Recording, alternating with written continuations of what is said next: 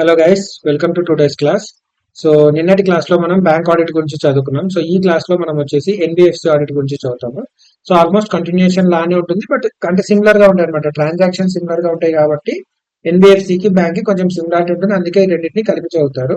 So before entering in to the class, మీకు ఏమైనా subject మీద డౌట్స్ ఉన్నా, ప్రిపరేషన్ లో డౌట్స్ ఉన్నా, ఈ నెంబర్ కి మీరు వాట్సాప్ చేయొచ్చు. I will be available and నేను మీకు రిప్లై ఇస్తాను as soon as possible. And మీకు ఈ వీడియోస్ నచ్చుతున్నట్టయితే దయచేసి లైక్ చేయండి. తర్వాత మీ ఫ్రెండ్స్ ఎవరైతే సీఏ ఫైనల్ ప్రిపేర్ అవుతున్నారో వాళ్ళకు కూడా షేర్ చేయండి. ఎక్కువ మంది వీడియోస్ చూస్తూ బెనిఫిట్ అవుతున్నారు అని అనిపిస్తే అప్పుడు నాకు కూడా కొంచెం మోటివేషన్ ఉంటుంది అనమాట. ఓకే, చాలా మంది స్టూడెంట్స్ బెనిఫిట్ అవుతున్నారు, ఇంకా మంది marathon videos, other subject videos కూడా చేయడం. ఓకేనా? సో ఎన్బిఎఫ్సి ఆడిట్ లో ఫస్ట్ ఆఫ్ ఆల్ మనం నేర్చుకోబోయేది ఏంటంటే డెఫినేషన్ అంటే ఏంటి, దానికి సంబంధించిన రిజిస్ట్రేషన్ రెగ్యులేషన్స్ ఏమైనా ఉంటాయా, బ్యాంక్ కి ఎన్బిఎఫ్సి కి డిఫరెన్స్ ఏంటి. So first of all NBFC అంటే ఫుల్ ఫామ్ ఏంటి? Non banking financial corporation. అంటే ఫస్ట్ అది నాన్ బ్యాంకింగ్ అంటే బ్యాంక్ లాగా కాదు, బ్యాంక్ కాదు, కానీ ఇది ఒక ఫినాన్షియల్ కార్పొరేషన్. అంటే ఇది కూడా ఫినాన్షియల్ కి సంబంధించిన వర్క్స్ చేస్తుంది. ఇది కూడా ఒక కంపెనీయే, కానీ ఇది బ్యాంక్ కాదు. అలాంటి వాటిని ఎన్బిఎఫ్సి అని అంటాము. సో డెఫినేషన్ లో కూడా అదే మెన్షన్ చేస్తారు, financial institution which is a company, a non banking institution which is a company with principal business of receiving deposits or lending in any manner. అంటే ఒక బ్యాంక్ ఏం చేస్తుంది, బ్యాంక్ పబ్లిక్ నుంచి deposits accept చేస్తుంది, అలాగే మళ్ళీ public కే loans ఇస్తుంది. ఇది కాకుండా బ్యాంక్ ఇంకా చాలా పనులు చేస్తుంది అనమాట. సో ఈ బ్యాంక్ ఎవరి దగ్గర నుంచి అయినా డిపాజిట్ యాక్సెప్ట్ చేయొచ్చు, ఎందుకంటే ఆ బ్యాంక్ ని రెగ్యులేట్ చేసే మెనీ లాస్ ఉన్నాయి. ఆర్బీఐ అనే ఒక అథారిటీ ఉంది, అది రెగ్యులేట్ చేస్తూ ఉంటుంది. కాబట్టి బ్యాంక్ మీద చాలా టర్మ్స్ అండ్ కండిషన్స్ ఉంటాయి. సో వాళ్ళు వచ్చేసి చాలా వర్క్స్ అంటే జస్ట్ లోన్స్ యాక్సెప్ట్ చేసి ఇవ్వడమే కాకుండా ఇంకా వేరే వేరే వర్క్స్ కూడా, ఇన్సూరెన్స్, క్రెడిట్ కార్డులు, ఓవర్ డ్రాఫ్ట్లు, ఇలాంటివి ఎన్నో ఫెసిలిటీస్ బ్యాంక్స్ ప్రొవైడ్ చేయొచ్చు. కానీ ఎన్బిఎఫ్సి అనేది వచ్చేసరికి అన్ని వర్క్స్ చేయడానికి ఉండదు. బ్యాంక్ చేసే ప్రతి ఒక్క పని ఎన్బిఎఫ్సి చేయడానికి ఉండదు, కొన్ని లిమిటేషన్స్ ఉంటాయి. అందువల్ల దాన్ని నాన్ బ్యాంకింగ్ అంటారు. కానీ అది చేస్తున్న పని కూడా డిపాజిట్స్ రిసీవ్ చేసుకోవడం, లేదంటే ఎవరికి పబ్లిక్ కి లెండింగ్ ఇవ్వడం. అందువల్ల ఈ అంటే డబ్బులు తీసుకొని వేరే వాళ్ళకి అప్పు ఇవ్వడం అనేది ఏం వ్యాపారం అవుతుంది, ఫినాన్స్ కి సంబంధించిన వ్యాపారమే కదా. సో అందుకని it is also financial institution. కాకపోతే కంపెనీస్ యాక్ట్ కింద రిజిస్టర్ అవుతుంది కాబట్టి, sorry, it's a company, companies act కూడా అప్లై అవుతుంది కాబట్టి దాని లీగల్ స్టేటస్ వచ్చేసి కంపెనీ లాగా ఉంటుంది కాబట్టి దాన్ని కంపెనీ అని కూడా అంటాము. సో దాని తర్వాత such other non banking institutions as RBI May specify by notification and official gazette with previous approval of central government. అంటే ఒక ఫినాన్స్ ఇన్స్టిట్యూషనే కావచ్చు, ఒక నాన్ బ్యాంకింగ్ ఇన్స్టిట్యూషనే కావచ్చు, ఈ రెండు కాకుండా కూడా ఇంకా ఏమన్నా అంటే ఫినాన్స్ కి సంబంధమే లేని వాటిని కూడా ఆర్బీఐ కావాలంటే ఎన్బిఎఫ్సి అనే కేటగిరీ కింద పెట్టొచ్చు. అలా పెట్టాలంటే ఏం చేయాలి? ఫస్ట్ థింగ్ సెంట్రల్ గవర్నమెంట్ నుంచి అప్రూవల్ తీసుకోవాలి, దాన్ని అఫీషియల్ గెజెట్ లో పబ్లిష్ చేయాలి. సో ఏ కంపెనీ అయినా అది చూడడానికి ఫినాన్షియల్ కంపెనీ లాగా అనిపించకపోయినా దాన్ని ఎన్బిఎఫ్సి లో తెచ్చిపెట్టే రైట్ ఎవరికి ఉంది? ఆర్బీఐకి ఉంది. ఓకేనా? సో ఇది డెఫినేషన్ ఆర్బీఐ ఎన్బిఎఫ్సిది. నెక్స్ట్ వచ్చేసి registration and regulation. Company will be treated as NBFC when a companies, NBFC అని ఎప్పుడు ట్రీట్ చేస్తారంటే కంపెనీలో ఉన్న financial assets constitute more than 50% of the total assets excluding intangible asset. అంటే ఈ బ్యాలెన్స్ షీట్ లో total assets ఏవైతే ఉంటాయో, సపోజ్ 100 కోట్లు ఉన్నాయనుకోండి, ఇందులో ఏమేమి అసెట్స్ ఉంటాయి? ఫిక్స్డ్ అసెట్స్ ఉంటాయి, కరెంట్ అసెట్స్ ఉంటాయి, మళ్ళీ దీంట్లో కూడా టైప్స్ లో ఫినాన్షియల్ అసెట్స్ అని చెప్పి ఇప్పుడు మనకు కొత్తగా బైఫర్కేషన్ ఉంది. సో ఈ ఫైనాన్షియల్ అసెట్స్ కూడా ఉంటాయి. సో ఈ ఫినాన్షియల్ అసెట్ వచ్చేసి కంపెనీ యొక్క టోటల్ అసెట్స్ లో గ్రేటర్ దాన్ 50% ఉంటే అప్పుడు దాని అర్థం ఏంది? అది ఫినాన్స్ బిజినెస్ లో ఇన్వాల్వ్ అయి ఉన్నట్టు. అది ఫినాన్స్ బిజినెస్ లో ఇన్వాల్వ్ అయ్యిందా లేదా అనేది ఎలా చెక్ చేస్తారంటే, ఒకటి ఫినాన్షియల్ అసెట్స్ టోటల్ అసెట్స్ లో 50% కంటే ఎక్కువ ఉన్నా, లేదంటే income from financial assets gross income లో 50% కంటే ఎక్కువ ఉన్నా. అంటే ఇక్కడ ఏమొస్తుంది? 50 టెస్ట్ అనేది వస్తుంది అనమాట. సో 50%. సో అసెట్స్ కానీ అసెట్స్ నుంచి వచ్చే ఇన్కమ్ కానీ టోటల్ అసెట్స్ లో లేదంటే టోటల్ ఇన్కమ్ లో 50% కంటే మోర్ ఉంటే దాన్ని అప్పుడు ఎన్బిఎఫ్సి అని ట్రీట్ చేస్తారనమాట. ఇది ఆర్ కాదు, అండ్. అంటే ఐదర్ అసెట్స్ ఆర్ ఇన్కమ్ ఉంటే సరిపోతుందా సార్ అంటే కాదు. అసెట్స్ 50% కంటే ఎక్కువ ఉండాలి, అసెట్స్ నుంచి వచ్చే ఇన్కమ్ 50% కంటే ఎక్కువ ఉండాలి. సో ఇక్కడ రాశారు చూడండి, company which fulfils both of these criteria shall qualify as NBFC and would require to be registered as NBFC by RBI. So ఈ రెండు కండిషన్లు సాటిస్ఫై అయితే అప్పుడు మీరు ఆర్బీఐ దగ్గరికి వెళ్ళి రిజిస్టర్ అయ్యి then you can carry on your business as an NBFC. ఇక్కడ ఇంకో పాయింట్ వచ్చేసి ఈ టోటల్ అసెట్స్ క్యాలిక్యులేట్ చేసేటప్పుడు ఇందులో ఇంటాంజిబుల్ అసెట్స్ రావు. ఓకేనా. So excluding intangible assets, total assets 100 crores అని ఇందాక ఎగ్జాంపుల్ చెప్పాను కదా. ఇప్పుడు సపోజ్ ఆ 100 crores లో ఒక 10 crore రూపీస్ గుడ్ విల్ ఉందనుకో. సో గుడ్ విల్ అనేది ఇంటాంజిబుల్ అసెట్ కదా, సో ఇది రాదు. సో ఎంత ఉంది, 90 crore. 50% ఆఫ్ ద 90 crore అంటే 45 crores. ఒకవేళ ఫినాన్షియల్ అసెట్స్ 45 crore కంటే ఎక్కువ ఉంటే అప్పుడు ఎన్బిఎఫ్సికి సంబంధించిన ఫస్ట్ కండిషన్ ని క్వాలిఫై అవుతుంది. ఓకేనా. No NBFC shall commence or carry on business of NBFC without obtaining certificate of registration issued by RBI. అంటే ఆర్బీఐ నుంచి సర్టిఫికేట్ ఆఫ్ రిజిస్ట్రేషన్ తీసుకోకుండా మీరు ఎన్బిఎఫ్సిగా బిజినెస్ అనేది మీరు స్టార్ట్ చేయడానికి వీలు లేదు, ఖచ్చితంగా తీసుకోవాల్సి ఉంటుంది అనమాట. సెకండ్ కేసు, మీరు ఒక ఎన్బిఎఫ్సిగా కంటిన్యూ చేయాలి అంటే సెకండ్ కండిషన్, ఒకటి ఫస్ట్ కండిషన్ వచ్చేసి ఏం చెప్పాము, రిజిస్ట్రేషన్ తీసుకోవాలి ఆర్బీఐ నుంచి అని చెప్పాము. Second condition net own fund కి సంబంధించిన ఒక కండిషన్ ఉంది. ఈ నెట్ ఓన్ ఫండ్ అంటే ఏంటంటే, ఇప్పుడు కంపెనీకి వాడు సరే ఇక్కడ లెండింగ్ ఇస్తున్నాము అని చెప్పాం కదా. సో ఆ లెండింగ్ లో మీరు బయట నుంచి డబ్బులు తెచ్చి వేరే వాళ్ళకి అప్పివ్వచ్చు. అంటే బయట నుంచి రూపాయి వడ్డీకి తెచ్చి మీరు ఇంకోటి ₹2 వడ్డీకి ఇస్తున్నారు. అలా కాకుండా మీ సొంత డబ్బులు ఎంత ఇన్వెస్ట్ చేశారు ఆ ఎన్బిఎఫ్సిలో అనేది. సో అది ఎంత ఉండాలి, మినిమం అంటే 10 crores ఉండాలి. కొన్ని వాటికి మాత్రం 2 crores పెట్టారనమాట లిమిట్. సో ఈ second condition net owned fund అనేది నార్మల్ గా అయితే 10 crores ఉండాలి.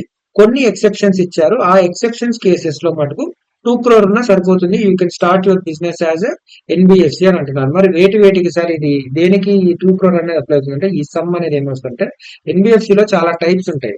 ఇందులో ఈ టైప్స్ లో ఏమొస్తుందంటే పీర్ టు పీర్ లెండింగ్, లేదంటే అకౌంట్ అగ్రిగేటర్స్, ఏఏ అని వస్తుంది అకౌంట్ అగ్రిగేటర్స్, లేదంటే NBFCs which are not accepting public funds. అంటే పబ్లిక్ నుంచి ఎటువంటి డిపాజిట్స్ యాక్సెప్ట్ చేయట్లేదు, ఎంతసేపు నీ డబ్బులు మాత్రమే పెడుతున్నావు. ఉన్న డబ్బులు మొత్తం నీదే అయినప్పుడు 2 కోట్లు ఉన్నా చాలు నీ దగ్గర నుంచి నువ్వు ఎన్బిఎఫ్సి స్టార్ట్ చేసుకోవచ్చు. లేదు నువ్వు పబ్లిక్ నుంచి డబ్బులు తీసుకొస్తుంటే అప్పుడు 2 కోట్లు కాదు, మినిమం 10 కోట్లు ఉండాలి నీ డబ్బులు, అప్పుడే స్టార్ట్ చేయొచ్చు. So these are the 2 conditions ఒక ఎన్బిఎఫ్సి బిజినెస్ స్టార్ట్ చేయాలి అంటే. Company incorporated under companies act and desirous of commencing business of NBFC can apply to RBI in prescribed form for registration. అంటే కంపెనీస్ యాక్ట్ కింద register అయిన companies కూడా కావాలి అనుకుంటే RBI దగ్గర రిజిస్ట్రేషన్ తీసుకొని ఒక ఎన్బిఎఫ్సిగా వాళ్ళ వర్క్ ని స్టార్ట్ చేసుకోవచ్చు అని చెప్తున్నాను.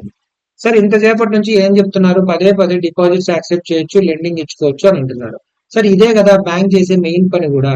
మరి ఎన్బిఎఫ్సికి బ్యాంక్ కి ఉన్న తేడా ఏంటి అని అంటే, కొన్ని కండిషన్స్ ఉన్నాయి. ఆర్బీఐ బ్యాంక్స్ మీద ఎక్కువ నిఘా ఉంచుతుంది. సో వాళ్ళకి చాలా రూల్స్ అండ్ రెగ్యులేషన్స్ అప్లై అవుతాయి. వాళ్ళ స్కోప్ ఆఫ్ ఆపరేషన్స్ కూడా చాలా ఎక్కువ ఉంటాయి. అందువల్ల వాళ్ళకి అప్లై అయ్యే రూల్స్ కూడా ఎక్కువ ఉంటాయి. ఎన్బిఎఫ్సిలో ద స్కోప్ ఆఫ్ ఆపరేషన్స్ చాలా లిమిటెడ్ ఉంటాయి. నువ్వు ఇది చేయకూడదు, ఇది చేయకూడదు. ఇప్పుడు బ్యాంక్ విషయంలోకి వస్తే నువ్వు ఈ పని చెయ్యొద్దు అని చెప్తారనమాట. అదే ఎన్బిఎఫ్సిల విషయానికి వస్తే నువ్వు ఈ పని మాత్రమే చెయ్యని చెప్తారు. అంటే ఇవి తప్ప ఇంకేం చేయబాకు అన్నట్టు. అంత స్ట్రిక్ట్ గా ఎన్బిఎఫ్సి మీద ఎక్కువ కంట్రోల్ లేకుండా వాళ్ళు ఇవి మాత్రమే చేయాలి అన్నట్టు చెప్తారు. ఓకేనా. ఏమేమి డిఫరెన్స్ ఉంటాయి మరి బ్యాంక్ కి ఎన్బిఎఫ్సి కంటే? NBFCs lend and make investment and hence their activities are similar to bank. అంతే కదా, ఇప్పటిదాకా అదే కదా. మరి బ్యాంక్ చేసే పనే కదా వీళ్ళు చేస్తున్నారు. మరి ఏం డిఫరెన్స్ అంటే, NBFCs can not accept demand deposits. So demand deposit అంటే ఏంటి, నేను మీకు నిన్న బ్యాంక్ ఆడిట్ చెప్పినప్పుడు చెప్పాను. కస్టమర్స్ నుంచి డిపాజిట్స్ యాక్సెప్ట్ చేస్తారు కదా, నువ్వు వెళ్ళి బ్యాంక్ లో డబ్బులు డిపాజిట్ చేస్తావు. దాన్ని డిపాజిట్ అంటే దీన్ని 2 types గా డివైడ్ చేస్తారు. ఫస్ట్ది డిమాండ్ డిపాజిట్, రెండోది టర్మ్ డిపాజిట్ అంటారని చెప్పి, దీన్నే టైం డిపాజిట్ అని కూడా అంటారు. డిమాండ్ డిపాజిట్ అంటే ఏంటి, నీ అకౌంట్ లో ఉన్న డబ్బులు నువ్వు ఎప్పుడు కావాలంటే అప్పుడు ఎనీ టైం నువ్వు వెళ్ళి విత్డ్రా చేసుకోవచ్చు ఆ డబ్బులు. లైక్ ఇప్పుడు నీ బ్యాంక్ అకౌంట్ లో ఉన్న డబ్బులు. సో ఇలాంటి డిమాండ్ డిపాజిట్స్ ఎనీ టైం వెళ్ళి నువ్వు విత్డ్రా చేసుకోవచ్చు. అదే టర్మ్ ఆర్ టైం డిపాజిట్ అంటే ఇవి ఫిక్స్డ్ డిపాజిట్స్ అనమాట. నువ్వు ఒక పీరియడ్ కి స్పెసిఫై చేసి, ఓకే నేను 10 సంవత్సరాల పాటు మీ దగ్గర ఎఫ్డీ చేస్తాను అంటారు, ఇలాంటివి.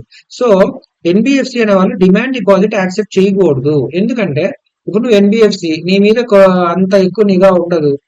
సో నువ్వు బ్యాంక్ కాదు కాబట్టి డిమాండ్ డిపాజిట్స్ అనేవి నువ్వు యాక్సెప్ట్ చేస్తే, ఇప్పుడు సడన్ గా కస్టమర్స్ అందరు నీ మీదకి వచ్చి మా డబ్బులు మాకు ఎనికి అంటే, నువ్వు వెంటనే ఎవరెవరికో అప్పులు ఇచ్చేస్తుంటావు, నీ దగ్గర డబ్బులు లేవు. అలాంటప్పుడు ఇలాంటి డిమాండ్ డిపాజిట్స్ ని నువ్వు ఎలా సాటిస్ఫై చేస్తావు, వాళ్ళకి డబ్బులు ఎలా వెనక్కి ఇస్తావు, ఇవ్వలేవు కదా. సో అందుకని చెప్పేసి ఎన్బిఎఫ్సిలు డిమాండ్ డిపాజిట్స్ యాక్సెప్ట్ చేయకూడదు జనరల్ గా. కానీ కొన్ని ఎన్బిఎఫ్సిస్ కి యాక్సెప్ట్ చేసే రైట్ కూడా ఇచ్చారన్నమాట. సో ఇది ఒక క్లాసిఫికేషన్ ఉంటుంది. మనం ఇప్పుడు ఈ క్లాసిఫికేషన్ చదువుతాం కదా, అక్కడ చెప్తాం NBFCs which can accept demand deposits అని చెప్పేసి. మరి ఈ యాక్సెప్ట్ చేసే కొందరు యాక్సెప్ట్ చేయొచ్చు, కొందరు చేయకూడదు అంటున్నారు కదా. అంటే ఇక్కడ ఏం చెప్తున్నారంటే, ఎవరైతే యాక్సెప్ట్ చేయొచ్చు అని పర్మిషన్ తీసుకుంటారో వాళ్ళ మీద ఇంకొన్ని రూల్స్ అండ్ రెగ్యులేషన్స్ అప్లై అవుతాయి. లైక్ నిన్న మీకు చెప్పాను, ఎవరైతే డిమాండ్ డిపాజిట్స్, ఇప్పుడు బ్యాంక్ కేసులో ఎస్ఎల్ఆర్ అని ఒకటి ఉంటుంది, సిఆర్ఆర్ అని ఒకటి ఉంటుంది అని చెప్పాను కదా. సో వాళ్ళ దగ్గర ఉన్న ఏవైతే డబ్బులు వాళ్ళు పబ్లిక్ నుంచి కలెక్ట్ చేశారో కొంత అమౌంట్ ని లిక్విడ్ అసెట్స్ లో పెట్టాలి, కొంత అమౌంట్ ఆర్బీఐ దగ్గర క్యాష్ రూపంలో పెట్టాలి అన్నారు. ఎందుకు అంటే సడన్ గా అందరు వచ్చి నా డబ్బు నాకు ఎనికి అంటే సాటిస్ఫై, అంటే వాళ్ళ డిమాండ్ ని సాటిస్ఫై చేయడానికి, ఆ కస్టమర్స్ యొక్క డిమాండ్ ని. సో ఇక్కడ ఎన్బిఎఫ్సి కి డిమాండ్ డిపాజిట్ లేదు కాబట్టి వీళ్ళకి ఎస్ఎల్ఆర్ సిఆర్ఆర్ రిక్వైర్మెంట్స్ అప్లై కావు. కానీ ఎవరైతే యాక్సెప్ట్ చేస్తారో వాళ్ళకి కండిషనల్ లెవెల్లో ఆర్బీఐ అప్లై అయ్యేలాగా చేస్తారు అనమాట. సో ఫస్ట్ థింగ్ వచ్చేసి డిమాండ్ డిపాజిట్స్ కి సంబంధించి ఎన్బిఎఫ్సిస్ యాక్సెప్ట్ చేయలేవు.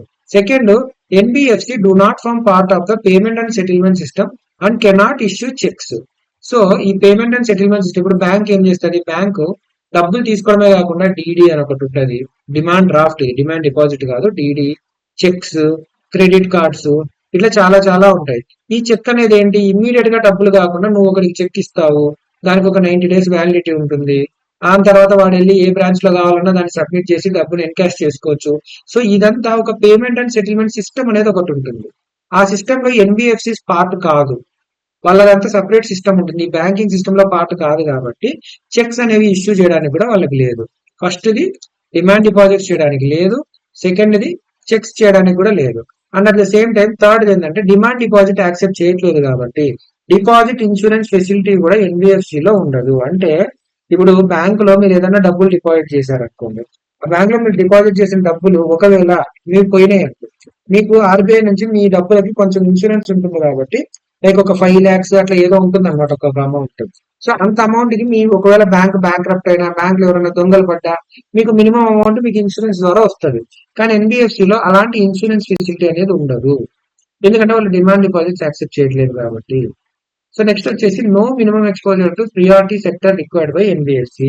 దీని అర్థం ఏంటి అంటే ఇప్పుడు బ్యాంక్ ఏం చేస్తుంది, బ్యాంకు పబ్లిక్ నుంచి డబ్బులు డిపాజిట్స్ రూపంలో తీసుకుంటది, తీసుకొని మళ్ళీ ఈ ఎంతైతే డబ్బులు ఉన్నాయో అవన్నీ లోన్స్ రూపంలో వేరే వాళ్ళకి ఇస్తుంది. బ్యాంకు ఎందుకు పనిచేస్తుంది అంటే ప్రాఫిట్ కోసం పనిచేస్తుంది. సో నీకు డిపాజిట్ చేసుకున్నప్పుడు నీకేమో 6% ఇంట్రెస్ట్ ఇస్తాడు, లోన్ వాడికేమో 12% ఇంట్రెస్ట్ ఇస్తాడు. సో ఇప్పుడు ఎవడైతే ఎక్కువ ఇంట్రెస్ట్ పే చేస్తాడో వాడికి లోన్స్ ఇస్తారు. కానీ మన దేశము అభివృద్ధి చెందాలి అంటే కొన్ని బేసిక్ థింగ్స్ ఉంటాయి. ఫస్ట్ థింగ్, ఈ ప్రియారిటీ సెక్టర్ లో ఏమేమి వస్తాయంటే ఫస్ట్ థింగ్ ఎడ్యుకేషన్ ఒకటి వస్తుంది, నెక్స్ట్ అగ్రికల్చర్ వస్తుంది, నెక్స్ట్ ఎంఎస్ఎంఈస్ వస్తాయి. సో ఇలాగా ఫ్యూ థింగ్స్ ఏవైతే ఉంటాయో వీటికి అవసరమైనప్పుడు ఈ ఎడ్యుకేషన్, అగ్రికల్చర్, ఎంఎస్ఎంఈ అనేటివి వీటిని గవర్నమెంట్ ప్రియారిటీ సెక్టర్ అని ఒక సెక్టర్ కింద పెట్టి వీటన్నిటిని ఆ సెక్టర్ కింద చేరుస్తారు. ప్రతి బ్యాంక్ కూడా రూల్ ఏముంటుందంటే మీరు ఇచ్చే లోన్స్ లో అట్లీస్ట్ ఒక 10% ఈ ప్రియారిటీ సెక్టర్ కి మీరు లోన్ ఇవ్వాలి. వీళ్ళకి ఈ ప్రియారిటీ సెక్టర్ కి ఇంట్రెస్ట్ రేట్ తక్కువ ఉంటుంది, మేబీ 7.5% అట్లా ఉంటుంది అనమాట. వీళ్ళకి తక్కువ రేట్ అయినా సరే నువ్వు మినిమం 10% ఆ ప్రియారిటీ సెక్టర్ కి లెండ్ చేయాలి అని చెప్పి రూల్స్ ఉంటాయి ఆర్బీఐ. ఎందుకు, అప్పుడే కదా అగ్రికల్చర్, ఎంఎస్ఎంఈ అంటే మైక్రో స్మాల్ మీడియం ఎంటర్ప్రైజెస్ ఏవైతే ఉన్నాయో వాళ్ళు, అలాంటి వాళ్ళు కూడా దేశాన్ని ముందుకు తీసుకెళ్లాలి, వాళ్ళు కూడా బిజినెస్ లో నేషన్ యొక్క గ్రోత్ లో పార్టిసిపేట్ చేయాలి, అందరు బాగా చదువుకోవాలి, అప్పుడే రేపు పొద్దున దేశానికి కాంట్రిబ్యూట్ చేయగలుగుతారు. మనకు అన్నం పెట్టే రైతు వాళ్ళకు కూడా మనం తక్కువ రేటుకి లోన్స్ ఇస్తేనే మన దేశం అగ్రికల్చర్ సెక్టర్ అనేది బాగుపడుతుంది. సో ఇలా ప్రియారిటీ సెక్టర్ అని చెప్పి ఒక సెక్టర్ పెట్టి దాంట్లో ఏమేమైతే సెక్టర్స్ ఇంక్లూడ్ చేశారో సో అలాంటిది ఎన్బిఎఫ్సికి అప్లై కాదు, బ్యాంకుకు మాత్రం అప్లై అవుతుంది. ఎందుకంటే నువ్వు ఎన్బిఎఫ్సి మీద ఇన్ని రిస్ట్రిక్షన్స్ పెట్టి నువ్వు ఇది చేయొద్దు, ఇది చేయొద్దు, ఇది చేయొద్దు అని ఇన్ని రూల్స్ పెట్టావు. మరి అన్ని రూల్స్ పెట్టి మళ్ళీ ఇలాంటివి కూడా చెప్తే వాడు ఎక్కడి నుంచి వ్యాపారం చేసుకుంటాడు, తక్కువ వడ్డీకి ఇవ్వమంటే? నువ్వు వాడి ఇష్టం వచ్చినట్టు వాడికి వ్యాపారం చేసుకునే అవకాశం నువ్వు ఇవ్వలేదు. బ్యాంక్ కంటే ఒక దగ్గర కాకుండా ఇంకొక ప్రొడక్ట్ దగ్గర ప్రాఫిట్స్ వస్తాయి. ఎన్బిఎఫ్సికి అలా కాదు కదా, చాలా లిమిటెడ్ గా పెట్టావు. వీళ్ళకే లోన్స్ ఇవ్వు, వీళ్ళ దగ్గర నుంచి డిపాజిట్ తీసుకోకు, వీళ్ళకి చెక్ ఫెసిలిటీ ప్రొవైడ్ చేయకు, ఇట్లా కండిషన్లు పెట్టావు. సో అందుకని చెప్పేసి ప్రియారిటీ సెక్టర్ కూడా లెండ్ చేయాల్సిన ఈ మినిమం రిక్వైర్మెంట్ ఏదైతే ఉందో అది ఎన్బిఎఫ్సికి అప్లై కాదు. So this is the difference between the banks and NBFCs. Okay, sorry guys. తర్వాత ఎన్బిఎఫ్సిలో టైప్స్ ఏమేమి ఉన్నాయి, క్లాసిఫికేషన్స్ ఏమేమి ఉన్నాయి. సో ఇక్కడ బేసిక్ గా వాటి యొక్క ఆపరేషన్స్ ని బట్టి కూడా టైప్స్ ఉంటాయి. సో ఫస్ట్ వచ్చేసి ఇందాక మనం చదివినప్పుడు డిపాజిట్స్ యాక్సెప్ట్ చేయకూడదు అన్నాం కదా. సో అలాగే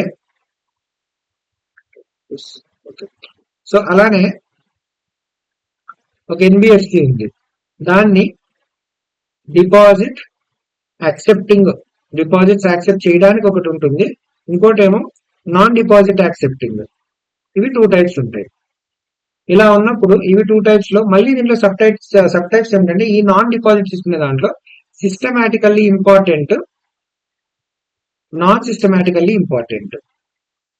సో ఇవి 2 టైప్స్ అన్నమాట.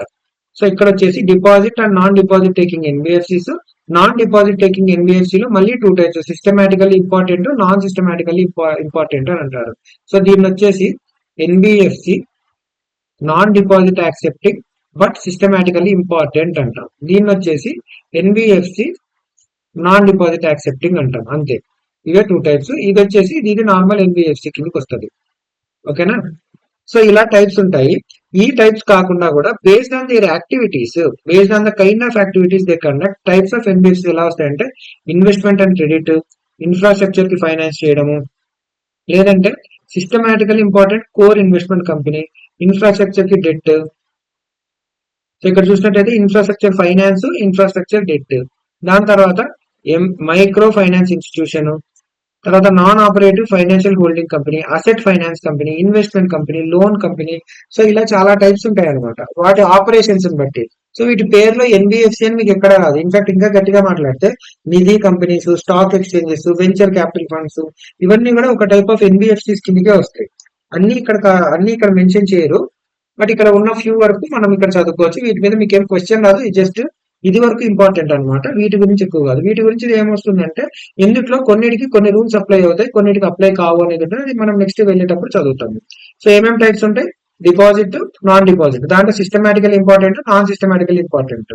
సిస్టమాటికల్ ఇంపార్టెంట్ అనేది ఏంటంటే ఇప్పుడు ఒక ఎన్బిఎఫ్సి లెవెల్ దాని సైజ్ చాలా పెద్దగా ఉందనుకో, అది దేశం యొక్క సిస్టమ్ లో అది పొరపాటు అంత పెద్ద ఎన్బిఎఫ్సి ఏదన్నా ఫ్రాడ్ జరిగి కొలాప్స్ అయింది అనుకో, దేశం ఎకానమీ ఆ స్టాక్ ఎక్స్చేంజ్ కొంచెమైనా కుదేలు అవుతుంది అనమాట. సో అంత పెద్దది, అంత వర్త్ ఉన్న దాని సైజ్ అంత పెద్దది అయితే దాన్ని సిస్టమాటికల్ ఇంపార్టెంట్ అని అంటాము. అంత పెద్దది కాదు, ఇది కూడా ఒక నార్మల్ చిన్న చితక అయితే దాన్ని నాన్ సిస్టమాటికల్ ఇంపార్టెంట్ అంటాం. సిస్టమ్ కి ఇంపార్టెంటా కాదా? సిస్టమ్ అంటే ఏం సిస్టమ్? దేశం యొక్క సిస్టమ్, ఎన్బిఎఫ్సి యొక్క సిస్టమ్ కాదు. ఓకే, చాలా టైప్స్ ఉంటాయి. నెక్స్ట్ వచ్చేసి 4 లేయర్స్ గా చేస్తారనమాట. ఇక్కడ types based on there operations. ఇక్కడ డిపాజిట్ తీసుకుంటారా, తీసుకోకుండా వాళ్ళ సైజ్ ఎంత అనే దాన్ని బట్టి, లేదంటే వాళ్ళు ఏ పని చేస్తున్నారు అనే దాన్ని బట్టి ఇక్కడ టైప్స్ చెప్తారు. ఇలా కాకుండా వీటన్నిటిని 4 లేయర్స్ గా, లెవెల్ ఆఫ్ ఇంపార్టెన్స్ బట్టి కొన్ని లేయర్స్ గా చెప్పారు అనమాట. క్లాసిఫికేషన్ లో 4 ఉన్నాయి. ఒకటి బేస్, ఇంకోటి మిడిల్, ఇంకోటి అప్పర్, దాని తర్వాత అప్పర్ కంటే ఊపర్ ఉన్నది టాప్. ఓకే, సో ఈ 4 ఉన్నాయి. బేస్ అంటే మీకు అర్థమవుతుంది, బేస్ లో అన్ని కింద ఉన్నవి చిన్న చితగా ఉన్నవన్నీ బేస్ లోకి వెళ్తాయి అనమాట. ఏమేమి వస్తాయి అంటే it comprises of non deposit taking NBFCs below asset size of 1000 crore. అంటే ఈ 1000 crore అనేది మీరు ఒక రకంగా సిస్టమాటికల్లీ ఇంపార్టెంట్ కాదు అంటే 1000 crore కంటే చిన్నగా ఉంటే నాన్ సిస్టమాటికల్లీ ఇంపార్టెంట్ అన్నట్టుగా మీరు కన్సిడర్ చేయొచ్చు అనమాట. ఓకేనా? సో ఇలాంటివన్నీ బేస్ లేయర్ కిందకి వస్తాయి. ఒకటి నాన్ డిపాజిట్ తీసుకోవాలి, లేదంటే అసెట్ సైజ్ 1000 crore కంటే తక్కువ ఉండాలి. ఇంకా ఏమేమి వస్తాయి అంటే ఇందాక మీకు చెప్పాను కదా, నెట్ ఓన్డ్ ఫండ్స్ 2 crores ఉన్నా చాలు అన్నప్పుడు మీకు కొన్ని చెప్పా. Peer to peer lending, account aggregator, so non operative. ఇక్కడ ఇంకోటి వచ్చేసి ఈ ఎన్ఓహెచ్ఎఫ్సి ఉంది కదా, sorry NOFHC, non operating financial holding company. So వీటికి ఇవన్నీ బేస్ లేయర్ కిందకి వస్తాయి. అంటే చిన్న చితక అనమాట. ఈ peer to peer, account aggregator. అంటే ఈ పీర్ టు పీర్ అంటే ఎవరికి పడితే వాళ్ళకి ఇవ్వరు అనమాట. ఒక ఎన్బిఎఫ్సి ఇంకో ఎన్బిఎఫ్సికి మాత్రమే లెండింగ్ ఇస్తుంది, అది వెళ్ళి వేరే వాళ్ళకి లెండింగ్ ఇవ్వదు. దాన్ని పీర్ టు పీర్ అంటారు. లేదంటే అకౌంట్ అగ్రిగేటర్ అంటే ఏముంటుందంటే చిన్న చితగా ఎన్బిఎఫ్సీలు అన్ని ఉంటాయి కదా, వాటి అకౌంట్స్ అన్నింటినీ కలిపి ఒక సింగిల్ అగ్రిగేటర్ గా నువ్వు వాటిని ఆపరేట్ చేస్తూ ఉంటావు అనమాట. అలాంటివన్నీ నువ్వు డైరెక్ట్ గా పబ్లిక్ తో ఎలాంటి ఇంటర్ఫేస్ లేదు. ఇక్కడ నువ్వు డిపాజిట్లు తీసుకున్నావు ఎవరి దగ్గర నుంచి అన్నా, తీసుకోవట్లేదు. అసెట్ సైజ్ నీకు పోనీ అన్న పెద్దగా ఉన్నా, నీ ఓన్ ఫండ్స్ అయినా సరే నువ్వు దేశాన్ని కుదిపేసే లెవెల్లో నీదైనా సైజ్ ఉందా అంటే 1000 కోట్ల కంటే తక్కువ ఉన్నా కాబట్టి ఇబ్బంది లేదు. ఈ peer to peer, account aggregator, non operative financial holding company ఇలాంటివి ఎక్కడా కూడా పబ్లిక్ తో ఎటువంటి ఇంటర్ఫేస్ ఉండదు. సో అలాంటి ఇంటర్ఫేస్ లేని చిన్న చితగా అన్ని దేశాన్ని పెద్దగా ఇంపాక్ట్ చేయనటువంటివన్నీ బేస్ లేయర్ లోకి వస్తాయి. ఓకేనా? నెక్స్ట్ ఏముంది? మిడిల్ లేయర్ ఉంది. మిడిల్ లేయర్ లో ఏముంటుంది మరి? బేస్ తర్వాత కొంచెం పెద్ద వస్తాయి అనమాట. కొంచెం పెద్దవన్నీ మిడిల్ లేయర్ లోకి వస్తాయి. ఏమేమి ఉన్నాయి దాంట్లో అంటే all deposit taking NBFCs irrespective of the size. అంటే నువ్వు డిపాజిట్ తీసుకుంటున్నావు అంటే ఏంటి? పబ్లిక్ తోటి నీకు రిలేషన్ ఉంది. సో నువ్వు చిన్న పెద్ద నాకు అనవసరం, డిపాజిట్ తీసుకున్నావు అంటే నువ్వు అట్లీస్ట్ మిడిల్ లేయర్ లోకి వచ్చేయి అని చెప్పి చెప్తున్నారు. దాని తర్వాత నేను డిపాజిట్లు తీసుకోవట్లేదండి, కాకపోతే నా డబ్బులే 1000 కోట్ల కంటే పైన పెట్టా అంటే, బాబు నువ్వు 1000 కోట్లు అంటే పెద్ద దురంధర్ గాడివిరా నువ్వు, నీకేమన్నా అయిందంటే దేశంలో మొత్తం అతలాకుతలం అయిపోయే అవకాశం ఉంది, నువ్వు పెద్దోడివి, నీ మీద కొంచెం నేను కంట్రోల్ ఎక్కువ పెట్టాలి, నువ్వు కూడా వచ్చేసి మిడిల్ లేయర్ లో కూర్చో అని చెప్పి చెప్తాడు. తర్వాత ఇంకా మిగిలినవన్నీ ఇక్కడ పైన మెన్షన్ చేసిన మిగిలినవన్నీ ఈ ఐసిసి కావచ్చు, ఐఎఫ్సి కావచ్చు, ఎన్డిఎస్ఏ కావచ్చు, ఇవన్నీ కూడా వచ్చేసి హౌసింగ్ ఫైనాన్స్ కంపెనీలు కావచ్చు, infrastructure debt fund, core investment, infrastructure finance, ఇలాంటివన్నీ కూడా మిడిల్ లేయర్ లోనే వస్తాయి. సో ఇక్కడ ఏంటంటే డిపాజిట్ యాక్సెప్ట్ చేయనివన్నీ బేస్ లోకి వస్తాయి, డిపాజిట్ యాక్సెప్ట్ చేయకుండా 1000 కోట్ల కంటే తక్కువ ఉన్నవన్నీ బేస్ లేయర్ లోకి వస్తాయి, మిగతావన్నీ మిడిల్ లేయర్ లోకి వస్తాయి. మరి సార్ అప్పర్ లేయర్ లోకి ఏమొస్తాయి అంటే, it comprise of those NBFCs which are specifically identified by RBI. RBI వచ్చేసి అరే నువ్వు మిడిల్ కూడా కాదు, మిడిల్ కంటే కూడా నువ్వు తోపుగాడివిరా, నువ్వు ఇంకొంచెం పైనోడివి, సో నువ్వు అప్పర్ లేయర్ దగ్గర నీ మీద ఇంకొంచెం ఎక్కువ నిఘా పెట్టాలి అని ఆర్బీఐ డిసైడ్ చేస్తుంది. సో ఆర్బీఐ ఏమి చెప్తే వాళ్ళు వస్తారు, ఫిక్స్డ్ గా వీళ్ళు ఇప్పుడు కంపెనీ స్ట్రక్చర్ ని బట్టి నేచర్ ని బట్టి డైరెక్ట్ గా చెప్పడానికి లేదు, ఆర్బీఐ డిసైడ్ చేస్తుంది. స్ట్రక్చర్ ని బట్టి నేచర్ ని బట్టి నువ్వు డిసైడ్ చేస్తే డైరెక్ట్ గా ఈ బేస్ మిడిల్ మాత్రమే. ఓకేనా? సో దీనికంటే పైన ఏదైనా ఉంటే అది వెళ్ళి అప్పర్ లో కూర్చుంటుంది.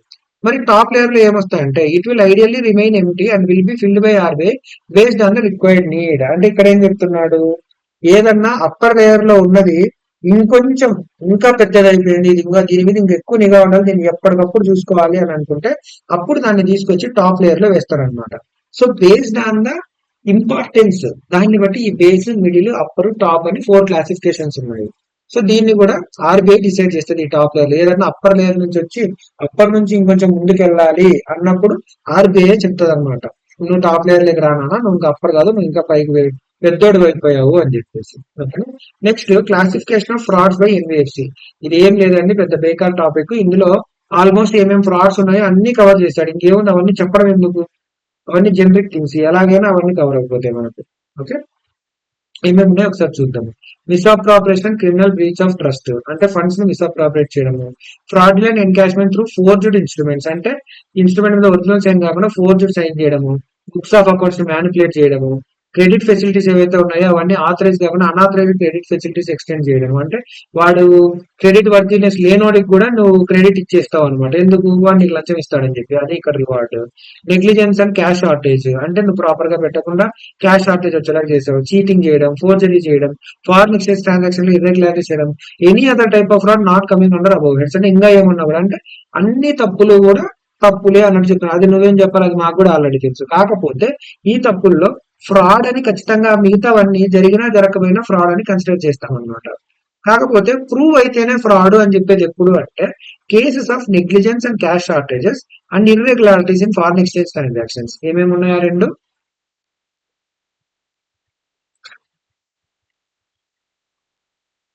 Negligence and cash shortages, irregularities in foreign exchange transactions. ఈ రెండింటి కేసులో మాత్రం ప్రూవ్ అయితేనే ఫ్రాడ్ అని చెప్పి నమ్ముతాం అనమాట. సో ఈ క్యాష్ దాంట్లో కూడా ఎప్పుడు అంటే ఒకవేళ 10,000 కంటే ఎక్కువ షార్టేజ్ వచ్చేలాగా అయితే సో బై డిఫాల్ట్ జరిగింది అంటే అది ప్రూవ్ అయిందంటే దాన్ని ఫ్రాడ్ గా కన్సిడర్ చేస్తాం. ఒకవేళ 5,000 to 10,000 మధ్యలో ఉన్నవైతే if detected by management and are not reported on occurrence by persons handling cash. అంటే అలాంటి ఒక ఫ్రాడ్ జరిగింది అని మేనేజ్మెంట్ డిటెక్ట్ చేసింది, ఏ పర్సన్ అయితే క్యాష్ ని హ్యాండిల్ చేస్తున్నాడో వాడు రిపోర్ట్ చేయలేదు, అలాంటప్పుడు అది 5,000 అయినా సరే దాన్ని ఫ్రాడ్ కింద కన్సిడర్ చేయాలి. అదే ఒకవేళ 10,000 అనుకో, వాడు రిపోర్ట్ చేసినా సరే ఫ్రాడ్ జరిగింది, మేనేజ్మెంట్ డిటెక్ట్ చేసినా చేయకపోయినా 10,000 అనే థ్రెషోల్డ్ డిసైడ్ చేశారనమాట. 10,000 దాటిందంటే అది ఒప్పుకున్నా ఒప్పుకోకపోయినా అది ఫ్రాడ్ కింద అవుతుంది. ఈ రెండు కేసెస్ లో అది ప్రూవ్ అయితే మాత్రమే ఫ్రాడ్ అంటాం, మిగిలిన కేసెస్ లో అది అయ్యింది అని తెలిస్తే చాలు వెంటనే ఫ్రాడ్ అని చెప్తాం అనమాట. ఓకే,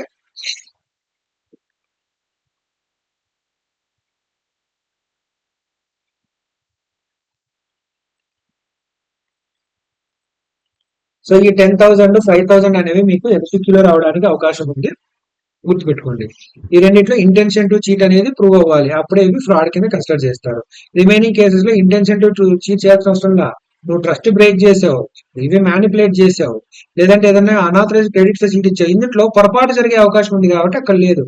కానీ క్యాష్ షార్టేజెస్, ఫారెన్ ఎక్స్చేంజెస్ లో నువ్వు పొరపాటు జరిగింది అంటే పొరపాటు అనేది జరిగిందా లేకపోతే నిజంగానే చేసామనేది ప్రూవ్ అవ్వాలి. ఓకే, సో ఈ 10,000 to 5,000 అనేది చూసుకోండి ఒకసారి. నెక్స్ట్ ప్రుడెన్షియల్ నామ్స్ అంటే మీరు సిబిటీలో విన్నారు కదా, సిబిటీ అంటే సిఏ ఫౌండేషన్ లో ప్రుడెన్స్ అనే వర్డ్ విన్నారు, అంటే అతి జాగ్రత్త. సో ఈ ప్రుడెన్స్ కోసం, ఈ ఎన్బిఎఫ్సి కోసం, అతి జాగ్రత్త కోసం ఏమేమన్నా నామ్స్ ఉన్నాయి అంటే ఎస్ ఉన్నాయి. ఫస్ట్ వచ్చేసి క్యాపిటల్ రిక్వైర్మెంట్. మీకు గుర్తున్నట్టయితే బ్యాంక్ లో కూడా క్యాపిటల్ రిక్వైర్మెంట్ అడిక్వసీ రేషియో అని చెప్పి ఒకటి చెప్పి అది 9% మెయింటైన్ చేయాలి. ఇందులో టైర్ 1 అని ఒక క్యాపిటల్, టైర్ 2 అని ఒక క్యాపిటల్ ఉంటుంది.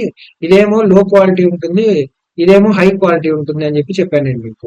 సో అలానే ఇక్కడ కూడా every NBFC shall maintain minimum capital ratio consisting of tier 1 and tier 2 capital which shall not be less than 15% of its aggregate risk weighted assets. Bank విషయంలో 9% అని చెప్పాను. ఎన్బిఎఫ్సి లో మాత్రం ఈ క్యాపిటల్ అనేది మినిమం 15% మెయింటైన్ చేయాలి. సో ఎన్బిఎఫ్సి మీద ఎక్కువ రూల్స్ అండ్ రెగ్యులేషన్స్ ఉంటాయని మీకు ఇక్కడ అర్థమవుతుంది. ఎక్కువ రూల్స్ అంటే వాడి మీద పదే పదే నిఘా పెట్టలేం కాబట్టి వాడి ఫస్ట్ టైం పెట్టే బేసిక్ కండిషన్స్ హై లెవెల్లో పెడతాము అని. ఎక్కువ రూల్స్ అని కాదు, ఉన్నదే ఎక్కువ నెంబర్ పెట్టేస్తాం వాడికి. ఓకే, మళ్ళీ దీంట్లో కూడా ఈ 15% లో టైర్ 1 మినిమం 10% ఉండాలి. ఏ పాయింట్ ఆఫ్ టైం అంటే ఇయర్ ఎండ్ ఒకటే కాదు, ఇయర్ లో every day every point of time minimum 10% tier 1 capital ఉండాలి.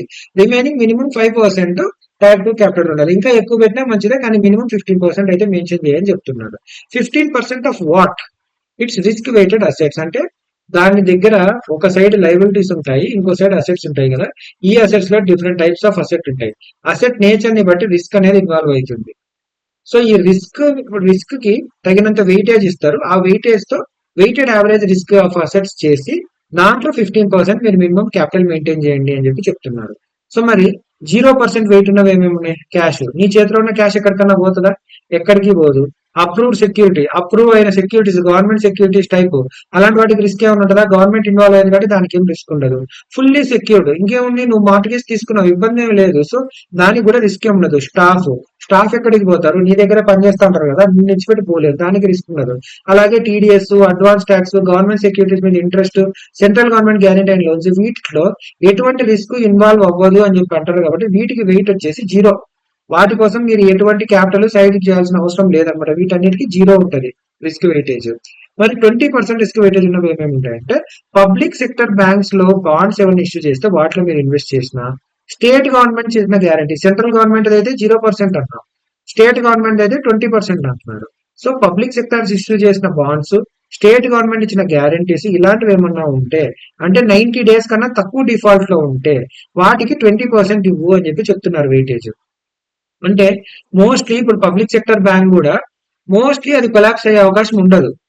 స్టేట్ గవర్నమెంట్ కూడా సెంట్రల్ గవర్నమెంట్ అంత తోపు కాకపోయినా స్టేట్ గవర్నమెంట్ కూడా ఒక గవర్నమెంట్, అది కూడా అంత ఈజీగా అది ప్రామిస్ చేస్తున్నారు. ఇప్పుడు గవర్నమెంట్ మారచ్చు, పార్టీ పవర్ లో అనేది మారచ్చు, కానీ అంతకుముందు చేసిన అప్పులు నాకు సంబంధం లేదు అనడానికి లేదు కదా, అది కంటిన్యూ అవుతుంది. సో అందువల్ల వీటిలో రిస్క్ తక్కువే ఉంది, కానీ కొంచెమైనా రిస్క్ ఉంది అంటున్నాం కాబట్టి వాటికి 20% అనేది పెట్టచ్చు. మరి 50% infrastructure projects in existence over a year of commercial operation. అంటే ఏదైనా ఇన్ఫ్రాస్ట్రక్చర్ ప్రాజెక్ట్ అంటే ఒక హైవే కావచ్చు, ఒక బ్రిడ్జ్ కావచ్చు, లేదంటే ఇంకా ఏదైనా ఒక పెద్ద పార్క్ కావచ్చు, గవర్నమెంట్ కోసం కట్టే పీడబ్ల్యూడి బిల్డింగ్స్ కావచ్చు, ఇలాంటి ఇన్ఫ్రాస్ట్రక్చర్ ప్రాజెక్ట్స్ ఏమన్నా ఉంటే అవి ఒకవేళ కమర్షియల్ ఆపరేషన్ స్టార్ట్ చేసి 1 year దాటితే వాటికి 50% ఇవ్వండి. మరి 1 year దాటకుంటే అవన్నీ ఇంకా అదర్స్ లేక వస్తాయి అనమాట. వాటికి 100%.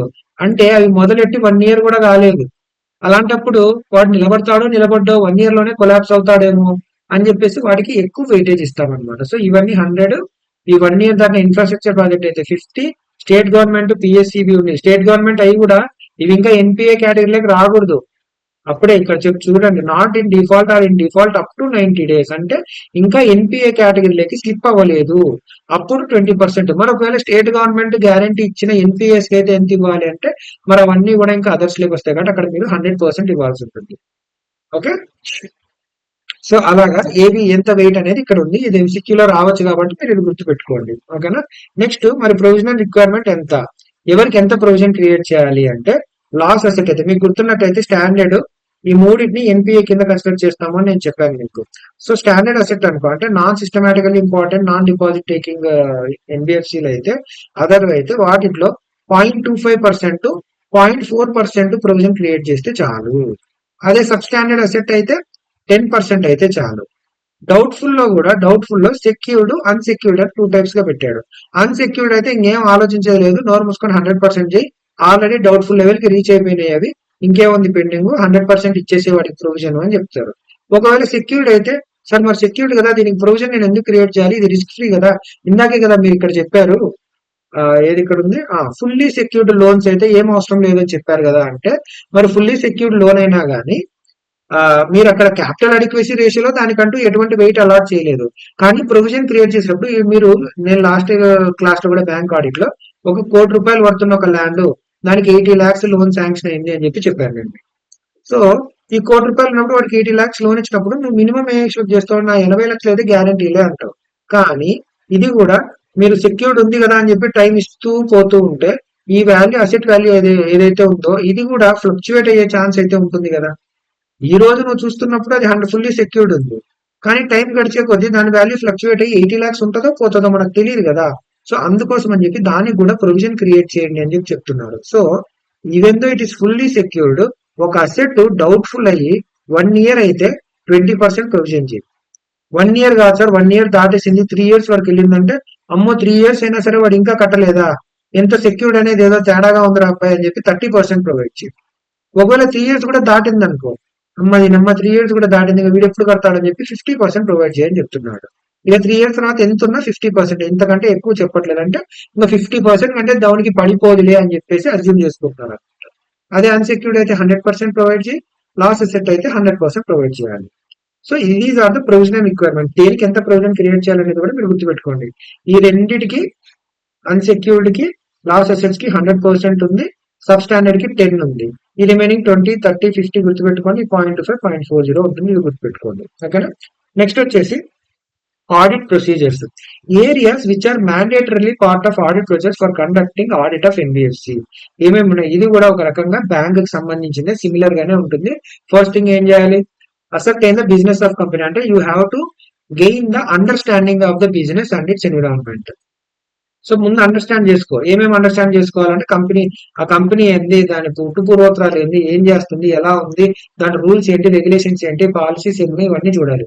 మరి ఎక్కడి నుంచి తెలిస్తే నాకు అంటే memorandum of association, articles of association, ఇలాంటివన్నీ తెలిసి, so has to acquaint oneself, auditor has to acquaint అంటే దాని గురించి తను తెలుసుకోవడం అన్న మీనింగ్ వస్తుంది. అక్వైంట్ అంటే acquaint oneself with the type of business that the company is engaged in to, అంటే అది డిపాజిట్ యాక్సెప్ట్ చేస్తుందా, డిపాజిట్ యాక్సెప్ట్ చేయట్లేదా, హౌసింగ్ ఫైనాన్స్ కంపెనీయా లేకపోతే ఇన్ఫ్రాస్ట్రక్చర్ ఫైనాన్స్ కంపెనీయా, ఏం బిజినెస్ అనేది నువ్వు ముందు దాని గురించి తెలుసుకోవడం కోసం చూడాల్సినవి మెమరాండము, ఆర్టికల్స్. ఓకే. సో కంపెనీ గురించి తెలుసుకున్న తర్వాత నెక్స్ట్ నువ్వేం చేయాలి, evaluation of the internal control system. మరి బ్యాంక్ లాగానే డబ్బుతో ముడిపడిన వ్యాపారము, దీంట్లో ఇంటర్నల్ కంట్రోల్ సిస్టమ్, డబ్బుతో ముడిపడదైనా సరే ఒక ఆడిట్ చేస్తున్నప్పుడు నువ్వు చూసేది ఏంది, ఇంటర్నల్ కంట్రోల్స్ ఏమేమి ఉన్నాయనేది చూస్తాము. సో ఇక్కడ కూడా అలానే ఇంటర్నల్ కంట్రోల్ సిస్టమ్ నువ్వు ఎవాల్యుయేట్ చేయాలి. Auditor should understand the accounting system and related internal controls, అంటే ఎలా రికార్డ్ చేస్తున్నారు వాళ్ళు, ప్రతి ట్రాన్సాక్షన్ రికార్డ్ అవుతుందా లేదా, ఇంకా ఏమేమి ఉన్నాయి, అన్ని రూల్స్ అండ్ రెగ్యులేషన్స్ ఫాలో అవుతున్నారా లేదా అనేది చూడాలి. To determine the nature, timing and extent of is audit procedures. వాడు అకౌంటింగ్ సిస్టమ్, ఇంటర్నల్ కంట్రోల్స్ చాలా స్ట్రాంగ్ ఉన్నాయి, తప్పు జరగడానికి అవకాశమే లేదు అని నీ ఇనిషియల్ అసెస్మెంట్ తెలిసిందనుకో, నువ్వు నీ ఆడిట్ ప్రొసీజర్స్ ఏమేమి ప్రొసెస్ పర్ఫార్మ్ చేయాలనే వాటి nature, timing and extent of these audit procedures ఏం చేస్తావు, మరి అంత అవసరం లేదులే, వీడి దగ్గర ఇంటర్నల్ కంట్రోల్స్ చాలా బాగున్నాయి, సో మనం కూడా అంత డెప్త్ గా చెక్ చేయాల్సిన అవసరం లేదు అని చెప్పి పైన చెక్ చేసినా పర్వాలేదు అన్నట్టుగా నువ్వు డిసైడ్ చేస్తావు. అదే ఇంటర్నల్ కంట్రోల్స్ వీక్ గా ఉంటే ఇన్ డెప్త్ ప్రెజర్స్ అప్లై చేయాలమ్మా, ఇక్కడంతా వ్యాపారం బాగోలేదు, అంతా తేడాగా ఉంది ఇక్కడ అని చెప్పేసి నువ్వు ఇంకొంచెం ఇన్ డెప్త్ అనాలిసిస్ చేయడానికి చూస్తావు అనమాట. Next, auditor should also ascertain whether internal controls put in place by NBFC are adequate. అవి సరిపోతున్నాయి లేదా, ఫస్ట్ ఇక్కడ అడిక్వేసీ ఒకటి చూస్తాము, ఇంకోటి ఎఫెక్టివ్నెస్ చూస్తాము, కరెక్ట్ గా పనిచేస్తున్నాయి లేదా అనేది కూడా చూస్తాం, అడిక్వేట్ గా ఉన్నాయి లేదా, ఉన్నవి ఎఫెక్టివ్ గా పనిచేస్తున్నాయి లేదా, ఇవి పోదు చూస్తాం. సార్ మరి ఇక్కడ ఎఫెక్టివ్ అనేది లేదు కదా అంటే, మీరు point to point, word to word రాయలేరు. ఆడిట్ అనేది ఎప్పుడు కూడాను మీరు ఓన్ గా కూడా కొంచెం మసాలా యాడ్ చేయొచ్చు, ఫ్లో లో కొట్టుకెళ్ళిపోద్ది. ఇంకా మంచి వర్డ్స్ మీరు రాస్తే మీరే ఇంకా బెటర్ ఇంప్రెషన్ క్రియేట్ చేస్తారు ఇవాల్యుయేటర్ కి. ఓకేనా. నెక్స్ట్ వచ్చేసి registration with RBI. Auditor should verify whether the dual conditions relating to registration. ఏమేమి ఉన్నాయి డ్యూయల్ కండిషన్ అంటే, ఒకటి ఆర్బీఐ తో రిజిస్టర్ చేసుకోవాలి, రెండోది మినిమం నెట్ ఓన్ ఫండ్స్ ఏవైతే ఉన్నాయో అవి 10 crores మెయింటైన్ చేయాలి, కొన్ని కంపెనీస్ అయితే 2 crores వరకు చాలు, అవి కంప్లై చేస్తున్నారా లేదా అని చెప్పి చెక్ చేయాలి. ఓకేనా. దాని తర్వాత ఒకవేళ పబ్లిక్ డిపాజిట్స్ యాక్సెప్ట్ చేస్తున్న ఎన్బిఎఫ్సి అయితే, అలాంటి కంపెనీలో పబ్లిక్ డిపాజిట్ యాక్సెప్ట్ చేస్తున్నా అంటే దాని అర్థం ఏంది, పబ్లిక్ మనీ ఇన్వాల్వ్ అయింది. నీ డబ్బులే కాదు, పబ్లిక్ నుంచి కూడా డిపాజిట్స్ యాక్సెప్ట్ చేస్తున్నాను. అలాంటప్పుడు మరి దానికి ఏవైతే డైరెక్షన్స్ ఇష్యూ చేశారో అవన్నీ వీళ్ళు ఫాలో అవుతున్నారా లేదా చెక్ చేయాలి. మరి ఏమేమి డైరెక్షన్స్ ఇష్యూ చేశారు సార్?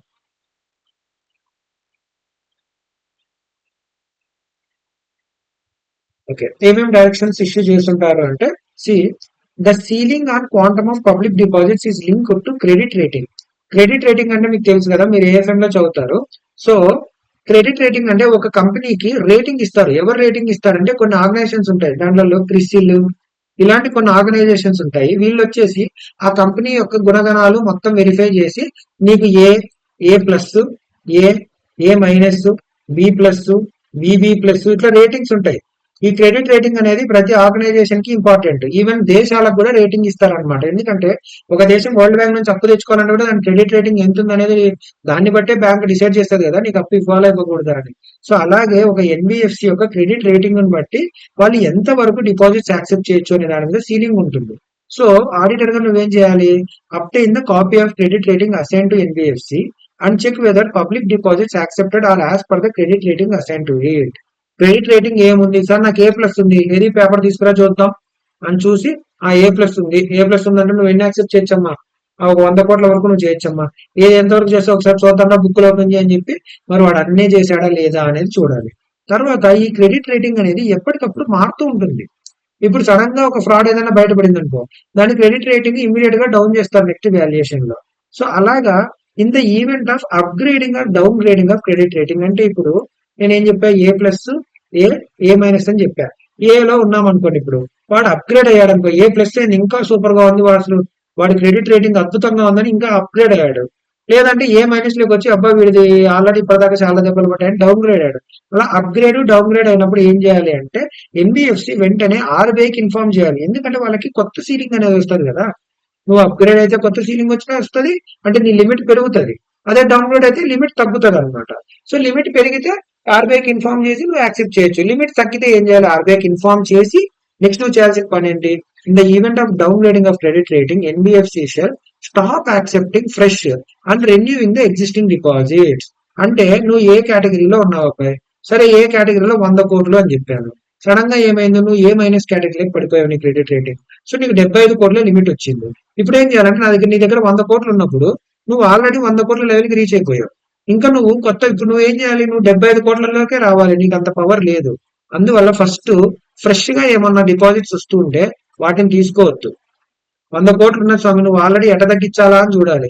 అట్లనే ఏవైనా టైం మెచ్యూర్ అయిన డిపాజిట్స్ ఏమన్నా ఉంటే వాటిని మళ్ళీ రెన్యూ చేయొద్దు. ఎందుకంటే నువ్వు తగ్గించాలి కదా, 75 కోట్లకు రావాలి కదా, ఎట్లొస్తావు? కొత్తవి తీసుకోవద్దు, ఉన్నవి రెన్యూ చేయొద్దు. తర్వాత all existing deposits shall run off to maturity. అంటే ఉన్న డిపాజిట్స్ మాత్రం ఓకే మెచ్యూరిటీ వరకు కంటిన్యూ అవుతాయి. నేను చేయాలి కదా అని చెప్పి వాటిని మధ్యలోనే బ్రేక్ చేసి జనాలకు వెనక్కి ఇచ్చేయకూడదు. నీ మీద నమ్మకంతో వాడు పెట్టాడు, మరి అలా పెట్టినప్పుడు మెచ్యూర్ అయ్యే వరకు వాటిని హోల్డ్ చేయి. మెచ్యూర్ అయిన తర్వాత మటుకు రెన్యూ చేయొద్దు అని చెప్పి చెప్తున్నారు అన్నమాట. ఓకేనా? సో ఇది మీకు ఎంసీక్యూలో అడిగాడు అనుకో, గ్రేడ్ పడిపోయింది ఇమ్మీడియట్ గా కన్సిడర్ చేయాలి అని చెప్పేసి ఉన్న దానిలో 25 కోట్ల డిపాజిట్స్ ని వాళ్ళు బ్రేక్ చేసేసి కస్టమర్స్ కి రిటర్న్ చేశారంటే అలాంటి అవసరం లేదు. As per rules they can continue till the maturity అని చెప్పేసి మీరు ఆన్సర్ ఇవ్వాలన్నమాట ఇక్కడ. Okay, report position with in 15 days to RBI. అంటే మీ రేటింగ్ చేంజ్ అయిన తర్వాత ఫస్ట్ ఆర్బీఐకి నా రేటింగ్ చేంజ్ అయింది అని ఇన్ఫార్మ్ చేసి 15 days తర్వాత ఏంటి నీ పొజిషన్ అనేది నువ్వు వాళ్ళకి ఇన్ఫార్మ్ చేయాలి. మొత్తం చూసి పబ్లిక్ డిపాజిట్ నేను ఎంత యాక్సెప్ట్ చేశాను ఏంటి అని చెప్పి చెక్ చేయాలి. ఓకేనా? సో ఇది సీలింగ్. తర్వాత దాంట్లో అప్గ్రేడింగ్ డౌన్ గ్రేడింగ్ ఏమన్నా అయితే ఏంటి పరిస్థితి అని చెప్పేసి. నెక్స్ట్ వచ్చేసి ఇంకా ఏం చెక్ చేయాలి? ఇంట్రెస్ట్ ఏదైతే ఇస్తున్నావో అవి కరెక్ట్ గానే క్యాలిక్యులేట్ చేస్తున్నావా లేదా, సిస్టమే క్యాలిక్యులేట్ చేస్తుంది, ఆ సిస్టమే కరెక్ట్ గా చేస్తుందా లేదా అని టెస్ట్ చెక్ చేయాలి. దాని తర్వాత ఏవేవైతే డిపాజిట్స్ యాక్సెప్ట్ చేసావో పబ్లిక్ నుంచి ఆ డిపాజిట్ రిజిస్టర్ ఏదైతే ఉందో దాన్ని ఒకసారి వెరిఫై చెయ్యి. దాని తర్వాత సపోర్టింగ్ డాక్యుమెంట్స్ తో పాటు ఉన్నాయా, అన్ని ఫేక్ వేం లేవు కదా డిపాజిట్లు, అన్ని ఒరిజినల్ గానే ఉన్నాయా, ప్రాపర్ డాక్యుమెంటేషన్ ఉందా లేదా అని చెక్ చేయాలి. ఇది general point. Check whether investment made in liquid assets lodged in safe custody with the scheduled bank. అంటే మీరు డిపాజిట్స్ జనాల నుంచి యాక్సెప్ట్ చేశాక దాంట్లో మీరు లోన్ ఇవ్వగా మిగిలిన అమౌంట్ ఏం చేస్తారు? మీ దగ్గరే పెట్టుకుంటే అదేం గుడ్లు పెడుతుందా? పెట్టదు కదా, ఎక్కడో దగ్గర ఇన్వెస్ట్ చేయాలి కదా. సో అందుకని ఒక షెడ్యూల్డ్ బ్యాంక్ లో ఒక లిక్విడ్ అసెట్ రూపంలో మీరు పెట్టుండాలి. మరి అది పెట్టారా లేదా అని చెప్పి చెక్ చేయండి. నెక్స్ట్ వచ్చేసి రిటర్న్స్ టైమ్లీ మేనర్ లో ఫైల్ చేస్తున్నారా లేదా, ఒకవేళ ఎన్బిఎఫ్సి డిపాజిట్స్ యాక్సెప్ట్ చేయకపోతే బోర్డ్ రిజల్యూషన్ పాస్ చేశారా లేదా, అంటే వాళ్ళు పబ్లిక్ డిపాజిట్ యాక్సెప్ట్ చేసే అయినా కానీ వాళ్ళు డిపాజిట్ ఇంకా యాక్సెప్ట్ చేయకూడదు అని డిసైడ్ అయ్యారనుకో, మరి దానికి సంబంధించిన బోర్డ్ రిజల్యూషన్ పాస్ చేశారా లేదా అనేది చెక్ చేయాలి. ఇక్కడ మేజర్ గా వచ్చేసి ఇది ఇంపార్టెంట్ అడగచ్చు. సో ఈ సీలింగ్, డౌన్ గ్రేడింగ్, తర్వాత interest, deposit register, liquid assets, filing returns, ఇవి కామన్ పాయింట్స్, కొత్తవేం కాదు, జనరిక్ పాయింట్స్. ఇలాంటి మీకు ఇంకా ఏమైనా మీకు ఎగ్జామ్ లో గుర్తు రాకపోతే జనరిక్ పాయింట్స్ ఇంకా ఒకటి రెండు కూడా మసాలా యాడ్ చేయొచ్చు.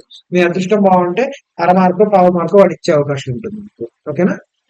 నెక్స్ట్ ప్రూడెన్షియల్ నామ్ డైరెక్షన్స్. ఏమేమి ప్రూడెన్షియల్ నామ్స్ ఉన్నాయి? ఒకటి, check compliance norms relating to income recognition, income from investment, asset classification, provision for bad debts, capital adequacy, ఇందాక చెప్పాను కదా 15% అని, norms for concentration of credit, ఇలాంటి ఏవైతే నామ్స్ ఉన్నాయో అవన్నీ కంప్లై అవుతున్నారో లేదా చెక్ చేయాలి. ఇన్కమ్ రికగ్నిషన్ అంటే ఏంటి నేను మీకు చెప్పాను. ఇప్పుడు బ్యాంక్ అనేది కూడా ఎవరికైనా లోన్ ఇచ్చిందనుకో, వాడు ఇంట్రెస్ట్ కట్టినా కట్టకపోయినా, ఈఎంఐ కట్టినా కట్టకపోయినా, వాడి మీద ఏదైతే ఇంట్రెస్ట్ క్యాలిక్యులేట్ అవుతూ ఉంటుందో దాన్ని అప్రూవల్ బేసిస్ లో రికార్డ్ చేసుకుంటూ వెళ్తాం మన పిఎండ్ఎల్ అకౌంట్ లో. ఒకవేళ ఏదన్నా ఎన్పిఏ కింద కన్సిడర్ అయిపోయింది అనుకో, 90 రోజుల కంటే ఎక్కువ నుంచి వాడు పే చేయట్లేదు, అది ఎన్పిఏ స్టేటస్ లోకి వచ్చింది అనుకో, అప్పుడు దాని నుంచి నీకు డబ్బులు వస్తాయో లేదో నీకు గ్యారంటీ లేదు కదా, అలాంటప్పుడు నువ్వు అప్రూవల్ బేస్ మీద చేయకూడదు, యాక్చువల్ బేస్ మీద నీకు నిజంగా నీ చేతికి డబ్బులు ముట్టిన రోజే దాని ఇన్కమ్ కింద రికార్డ్ చేయని చెప్పి చెప్తున్నారు. సో అలానే ensure that board of directors shall frame a policy for granting demand loans. Demand loans అంటే ఏంటి? నేను మీకు డిమాండ్ డిపాజిట్ అంటే ఏంటో చెప్పా, అడిగినప్పుడు వాడికి ఎనికి ఇచ్చేస్తే అది డిమాండ్ డిపాజిట్. అలాగే ఏమైనా డిమాండ్ లోన్స్ ఎవరికైనా గ్రాంట్ చేస్తుంటే దానికి సంబంధించిన పాలసీ అనేది బోర్డ్ ఆఫ్ డైరెక్టర్స్ ఫ్రేమ్ చేశారా లేదా అనేది చూడాలి. తర్వాత లోన్స్ అండ్ అడ్వాన్సెస్ ఏవైతే ఉన్నాయి, ఇక్కడ ఉంది కదా అసెట్ క్లాసిఫికేషన్ అని, ఆ అసెట్ క్లాసిఫికేషన్ సంబంధించి ఈ లోన్స్ అండ్ అడ్వాన్సెస్ ని ప్రాపర్ గా క్లాసిఫై చేశారా, అదే వర్డ్ ఇక్కడ కూడా రిపీట్ అయింది. ఎట్లా classification? Standard, sub standard, doubtful, loss, వీటికి ప్రొవిజన్ క్రియేట్ చేయాలి. ప్రొవిజన్ చేయడం 0%, సారీ ప్రొవిజన్ ఇది రిస్క్ కాదు. ప్రొవిజన్ దగ్గర ఏం చేసాము, లాస్ అన్సెక్యూర్డ్ అయితే 100%, సెక్యూర్డ్ దాంట్లో అయితే 20%, 30%, 50%, స్టాండర్డ్ అయితే 10%, ఇలా చెప్పుకున్నాం కదా. సో అలాగే దానికి తగ్గట్టుగానే ప్రొవిజన్ క్రియేట్ చేశారా లేదా చూడాలి. దాని తర్వాత unrealised income from NPA has not been taken to NPL, అంటే అక్రూడ్ ఇంట్రెస్ట్ ఏదైనా ఉంటే దాన్ని చేయొద్దు, పిఎన్ఎల్ కి తీసుకెళ్ళకండి ముందే. వాడి మీద నాకు డబ్బులు కట్టినంత మాత్రం నేను వడ్డీ వేయకుండా ఉంటానా, నేను వేస్తా ఉంటాను కదా, అది నా ఇన్కమే, నీ ఇన్కమే. ఎప్పుడు వాడు రెగ్యులర్ గా కడుతూ ఉంటే నీ ఇన్కమే, కడతాడనే నమ్మకం నీకుంది కాబట్టి. వాడు ఆల్రెడీ ఎన్పిఏ అయిపోయాడు కదా, వాడు కడతాడో కట్టడో మనకు తెలియదు. నువ్వు ఆనందంగా ఎగురుకుంటూ ఇన్కమ్ లో వేసుకుంటూ ఫేక్ ప్రాఫిట్ ఎందుకు చూపిస్తావు? వాడు కట్టినప్పుడే తీసుకో ఎన్పిఏ వరకు, అందుకని చెప్పి అలా పిఎన్ఎల్ లో వేయొద్దు అని చెప్పి చెప్తున్నారు. ఓకేనా. Next, check whether all accounts which have been classified as NPAs in previous year also continue to be shown as such in current year also. అంటే మీకు బ్యాంక్ లో కూడా వచ్చింది ఇదే టాపిక్. ప్రీవియస్ ఇయర్ తోటి కరెంట్ ఇయర్ ని compare చేయాలి. ఇక్కడున్న ఎన్పిఎస్ అన్ని ఇక్కడ కూడా వచ్చినాయా లేదా, ఏమన్నా ఎన్పిఎస్ ఇక్కడ డిలీట్ అయి ఉంటే మరి ఎందుకు డిలీట్ అయినాయి, అది నిజంగానే జెన్యున్ సోర్సెస్ తోనే డిలీట్ అయినాయా లేదా అనేది మీరు చెక్ చేయాలన్నమాట, ప్రొడెన్షియల్ నామ్స్. సో ఇవి. తర్వాత ఇన్వెస్ట్మెంట్ అండ్ క్రెడిట్ కంపెనీకి అయితే ఒక సపరేట్ చెక్ లిస్ట్ ఇచ్చారు. సో దీంట్లో ఏమేమి ఉంటాయంటే, ఇలాంటి చెక్ లిస్ట్ కూడా మీరు చదివితే జనరిక్ గానే ఉంటది. మీరు ఇన్వెస్ట్మెంట్ అండ్ క్రెడిట్ ఈ కంపెనీకి ఏమేమి ఉంటాయి అనేది ఇక్కడ చెప్పారు. మీరు ఈ పేరును చూసి మీరు కింద ఉన్న పాయింట్స్ లింక్ చేయడం మొదలు పెడితే మీకు చాలా ఈజీగా అనిపిస్తుంది అనమాట. ఓకేనా. Verification of pressure point to be covered in the audit of investment and credit company. ఏమేమి ఉన్నాయి? ఈ ఇన్వెస్ట్ చేసినప్పుడు షేర్స్, సెక్యూరిటీస్ ఏవైతే ఉన్నాయో అవన్నీ ఫిజికల్ గా వెరిఫై చేయాలి. అంటే ఫిజికల్ షేర్స్ ఇప్పుడు లేవన్నీ డిమాట్ లోనే ఉన్నాయి, అవే ఉన్నాయా లేదా వీళ్ళ డిమాట్ లో అని చెప్పేసి మీరు 1 by 1 చెక్ చేయాలి. దాని తర్వాత దాని ఓన్ షేర్స్ కన్వెస్ట్ గా ఎవరికైనా, ఇప్పుడు ఎవడన్నా లోన్ ఇచ్చాడు, లోన్ కోసం వచ్చాడు, వాడు ఏం చేస్తాడు, నా దగ్గర రిలయన్స్ కంపెనీ షేర్లు ఉన్నాయని నా షేర్లు తాకట్టు పెడతాను మీకు అని చెప్తే సరే అని చెప్పి వాడి షేర్లు తాకట్టు పెట్టుకుని నువ్వు లోన్ ఇవ్వచ్చు. వాడు నీది XYZ లిమిటెడ్ అనేది నీ కంపెనీ పేరు అనుకున్నాను, నీ కంపెనీలో వాడికి కొన్ని షేర్లు ఉన్నాయి, నీ షేర్లు నీకే ఇచ్చి లోన్ తీసుకుంటే అట్లా చేయడానికి కుదరదు. నీ షేర్లకు అగెన్స్ట్ గా నువ్వే లోన్ ఇవ్వకూడదు అనమాట. సో అలాగే ఏమైనా ఇచ్చారా లేదా అని చెప్పి ఒకసారి వెరిఫై చేయి. దాని తర్వాత ఈ షేర్స్, సెక్యూరిటీస్ లో ఏమేమైతే ఇన్వెస్ట్మెంట్ చేసావో ఆ ఇన్వెస్ట్మెంట్ షేర్స్ అయితే డివిడెండ్, సెక్యూరిటీస్ కూడా డివిడెండ్, లేదంటే ఎవరికన్నా డబ్బులు ఏదైనా లోన్ క్రెడిట్ లో ఇస్తే వాడి మీద ఇంట్రెస్ట్, ఆ dividend income, interest income proper గా రిసీవ్ అయిందా లేదా, వాటిని ప్రాపర్ గా అకౌంట్ ఫర్ చేశారా లేదా చెక్ చేయాలి అని చెప్తున్నారు అనమాట. ఈ డ్యూలీ అకౌంటెడ్ ఎందుకు వచ్చింది చెప్పాం కదా, ఎన్పిఏ అయితే దాని ఇంట్రెస్ట్ ని పిఎన్ఎల్ కి తీసుకెళ్లొద్దు అని చెప్తున్నా, అట్లా డ్యూలీ అకౌంటింగ్ చేయాలి. Next, verify the board minutes for purchase and sale of investment. ఇప్పుడు వీడు ఇన్వెస్ట్మెంట్ చేస్తున్నాడు, షేర్స్, సెక్యూరిటీస్ కావచ్చు, లేదంటే క్రెడిట్ లోన్ ఇస్తున్నాడు. సో ఇలాంటి వాటిలో ఏదన్నా కొనాలన్నా అమ్మాలన్నా ఎవడు పడితే వాడు చేసుకుని ఉంటారు. దానికి బోర్డు రిజల్యూషన్ ఉండాలన్నమాట. ఈ పర్టికులర్ కంపెనీలో మనకు కొన్ని షేర్లు ఉన్నాయి, ఆ కంపెనీ చాలా రోజుల నుంచి సరిగ్గా పర్ఫామ్ చేయట్లేదు, సో దాన్ని అమ్మేద్దాం అనుకుంటున్నాం. మరి అమ్మాలనుకుంటే నువ్వు నేను డిసైడ్ చేసేది కాదు, బోర్డు ఒక మీటింగ్ పెట్టి ఆ మీటింగ్ లో డిసైడ్ చేస్తారు. సో ఆ మినిట్స్ ని వెరిఫై చేయి, మినిట్స్ లో డిస్కస్ చేశారా లేదా, ప్రాపర్ అప్రూవల్ ఉందా లేదా అని చెప్పేసి. దాని తర్వాత నువ్వు ఏవైతే ఇన్వెస్ట్మెంట్ చేసావో వాటి వాల్యుయేషన్, ఇప్పుడు నెట్ రిలైజబుల్ వాల్యూ దగ్గర వేయాలా, లేదంటే ప్రొవిజన్ క్రియేట్ చేయాలా, ఏముని అనేది ఎన్బిఎఫ్సి ప్రొడెన్షియల్ నామ్ డైరెక్షన్ ప్రకారం వాటి వాల్యూ చేశారా లేదా అనేది చూడాలన్నమాట. ఓకేనా. Next, obtain the list of group companies from management and verify investment made in the group companies. Group company అంటే ఏంటి? వాటి హోల్డింగ్, ఆ హోల్డింగ్ కంపెనీ యొక్క అదర్ సబ్సిడరీ, లేదంటే వాడి అసోసియేట్ కంపెనీ, లేదంటే వాడి జాయింట్ వెంచరు, లేదంటే నీకున్న సబ్సిడరీ, నీకున్న అసోసియేట్, ఇలా గ్రూప్ ఆఫ్ కంపెనీస్ ఏవైతే ఉంటాయో అన్నిటికీ లింక్ ఏదైతే ఉంటుందో అలాంటి దాంట్లో మీరు ఏమైనా ఇన్వెస్ట్మెంట్ చేసి ఉంటే వాటిని సపరేట్ గా చూడాలి. ఎందుకంటే నీ కంపెనీలో నువ్వే, నీ సిస్టర్ కంపెనీలో నువ్వే ఇన్వెస్ట్ చేసి నేను ఎంత ఇన్వెస్ట్ చేశాను, వాటి టైంకి డబ్బులు కడుతున్నాడు, ఇలా ఫ్రాడ్ ఏమైనా జరుగుతుందా అని చెప్పి చెక్ చేయడం కోసం ఆ గ్రూప్ కంపెనీస్ లో ఏమేమి జరిగినాయో నువ్వు చెక్ చేయాలన్నమాట. Next, each loan and advance ఏదైతే ఉందో అది ప్రాపర్ గా శాంక్షన్ అయిందా లేదా, జనరిక్ పాయింట్. అంతేనా. దీని తర్వాత నువ్వు అవసరమైతే ఏం చేయొచ్చు, సపోర్టింగ్ డాక్యుమెంట్స్ ప్రాపర్ గా ఉన్నాయా లేదా చెక్ చేయాలి, ఇన్ టైంలో డబ్బులు రిసీవ్ అవుతున్నాయా లేదా చెక్ చేయాలి. సో అలాంటివి కూడా వస్తాయి అనమాట. ఇవి జనరిక్ పాయింట్ కిందకి వస్తాయి. ఇవన్నీ స్పెసిఫిక్ ఉంటాయి అనమాట కొన్ని థింగ్స్. తర్వాత కన్సర్న్ పార్టీ ఎవరైతే ఉన్నారో వాళ్ళతో బ్యాలెన్స్ కన్ఫర్మేషన్ తీసుకోవాలి. అదే మనం ఎక్స్టర్నల్ కన్ఫర్మేషన్ అని చెప్పి స్టాండర్డ్ చదివేటప్పుడు చదువుతాం కదా, సో అలా బ్యాలెన్స్ కన్ఫర్మేషన్స్ తీసుకోవాలి. Check whether NBFC has not invested in excess of the specified limit. ఈ బోర్డు ప్రకారం ఒక లిమిట్ డిసైడ్ చేస్తారు, ఎవరిలో ఎంత ఇన్వెస్ట్ చేయాలి, మన దగ్గర ఉన్న టోటల్ అమౌంట్ లో ఎంత ఇన్వెస్ట్మెంట్ చేయొచ్చు అని చెప్పి. సో ఆ లిమిట్ ని దాటి ఇన్వెస్ట్మెంట్ చేశారేమో అని చెప్పి ఒకసారి చెక్ చేయాలి. దాని తర్వాత స్టాండర్డ్, సబ్ స్టాండర్డ్, డౌట్ఫుల్ ఏదైతే ఉందో ఆ క్లాసిఫికేషన్ చెక్ చేయాలి. ఈ పాయింట్ ఎక్కడైనా విన్నట్టుందా? ఈ పాయింట్ ప్రతి దగ్గర వింటున్నాం కదా. ఎక్కడ వచ్చింది ఇక్కడ verify whether the loans are properly classified. అదే పాయింట్ కింద కూడా రిపీట్ అయ్యింది. ఓకేనా. సో అలాగే ఒక ఆడిటర్ గా మీరు ఇన్వెస్ట్మెంట్ అండ్ క్రెడిట్ కంపెనీకి వెళ్తే ఈ పాయింట్ చెక్ చేయండి అని చెప్పి ఒక ఎగ్జాంపుల్ లాగా మనకి ఇచ్చారన్నమాట, ఇవి చెక్ చేయండి అని చెప్పేసి. సో ఇది కొన్ని స్పెసిఫిక్ ఉంటాయి, గుర్తు పెట్టుకోవాల్సినవి గుర్తు పెట్టుకోవచ్చు. మీరు ఇక్కడ ఎలా అంటే మిమ్మల్ని మీరు ఇమాజిన్ చేసుకోవాలి, నేను వెళ్ళాను సరే ఒక ఇన్వెస్ట్మెంట్ కంపెనీలో ఏమేమి ఉండొచ్చు, రిలేటెడ్ పార్టీకి ఆయన ఇన్వెస్ట్మెంట్ చేస్తున్నాడని, లేదంటే ప్రాపర్ గా క్లాసిఫై చేశాడో లేదో, అసలు ఇన్వెస్ట్మెంట్ ప్రాపర్ గా శాంక్షన్ అయ్యిందో లేదో, తర్వాత డాక్యుమెంట్స్ అన్ని ప్రాపర్ గా మెయింటైన్ చేస్తున్నారో లేదో. ఇవే కదా మీరు జనరల్ గా చెక్ చేస్తే, మీరు బుక్ ఓపెన్ చేయకుండా మినిమం చెక్ చేస్తే ఇందులో నేను ట్రస్ట్ మీ ఒక 3 to 4 పాయింట్స్, కరెక్ట్ పాయింట్స్ మీ బ్రెయిన్ కే తట్టుతాయి. దాని తర్వాత ఇంకో 3 to 4 పాయింట్స్ మీరు బుక్ చూస్తే మీకు గుర్తుండిపోతాయి. అరే నేను చూసినప్పుడు నాకు ఈ గ్రూప్ కంపెనీస్ కాన్సెప్ట్ నాకు గుర్తు రాలేదే, అరే ఈ బోర్డ్ ఆఫ్ మినిట్స్ చెక్ చేయాలనేది నాకు గుర్తు రాలేదే అని చెప్పేసి అలా మీకు గుర్తుండిపోతాయి ఇంకొక. సో అలా చూసుకుంటే మీకు 78 పాయింట్స్ గుర్తుంటాయి. That is more than enough, మీకు ఇనఫ్ మార్క్స్ రావడం. Okay. Next, auditors duty to report. ఏమేమి రిపోర్ట్ చేయాలి? ఆడిటర్ తన రిపోర్ట్ లో, బోర్డ్ ఆఫ్ డైరెక్టర్స్ కి ప్రజెంట్ చేసే రిపోర్ట్ లో ఏమేమి చూపించాలంటే అన్ని ఎన్బిఎఫ్సి లో, అంటే ఎన్బిఎఫ్సి అయితే చాలు రిపోర్ట్ చేయాల్సిన కొన్ని థింగ్స్ ఉంటాయి. ఏమేమి ఉంటాయి? సర్టిఫికేట్ ఆఫ్ రిజిస్ట్రేషన్ తీసుకున్నారా లేదా అది రిపోర్ట్ చేయాలి.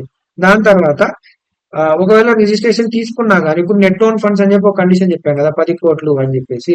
సో ఈ 10 కోట్లు అనేది డౌన్ అయిపోయింది అనుకో, no they are not entitled to hold that certificate of registration.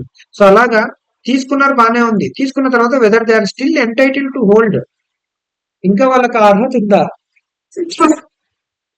ఇంకా వాళ్ళకు ఆ సర్టిఫికేట్ ఆఫ్ రిజిస్ట్రేషన్ హోల్డ్ చేసే అర్హత ఉందా లేదా అది కూడా చెక్ చేయాలి. దాని తర్వాత నెట్ ఓన్ ఫండ్ రిక్వైర్మెంట్ అయితే 10 crore 2 crore అని చెప్పాము, అది మీట్ అవుతున్నారా లేదా చూడాలి. అది కూడా మీరు రిపోర్ట్ లో మెన్షన్ చేయాలి.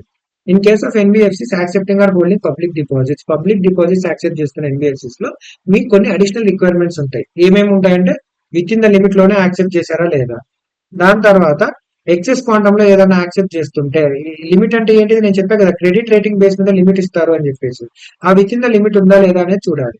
తర్వాత ఒకవేళ చెప్పిన దానికంటే ఎక్కువ ఉంటే మరి దాని పర్మిషన్ ఏమైనా తీసుకున్నారా లేదా అనేది చూడాలి. నెక్స్ట్, క్యాపిటల్ అడిక్వసీ రేషియో ఏదైతే ఉందో దాన్ని కరెక్ట్ గా మెయింటైన్ చేస్తున్నారు లేదా చూడాలి.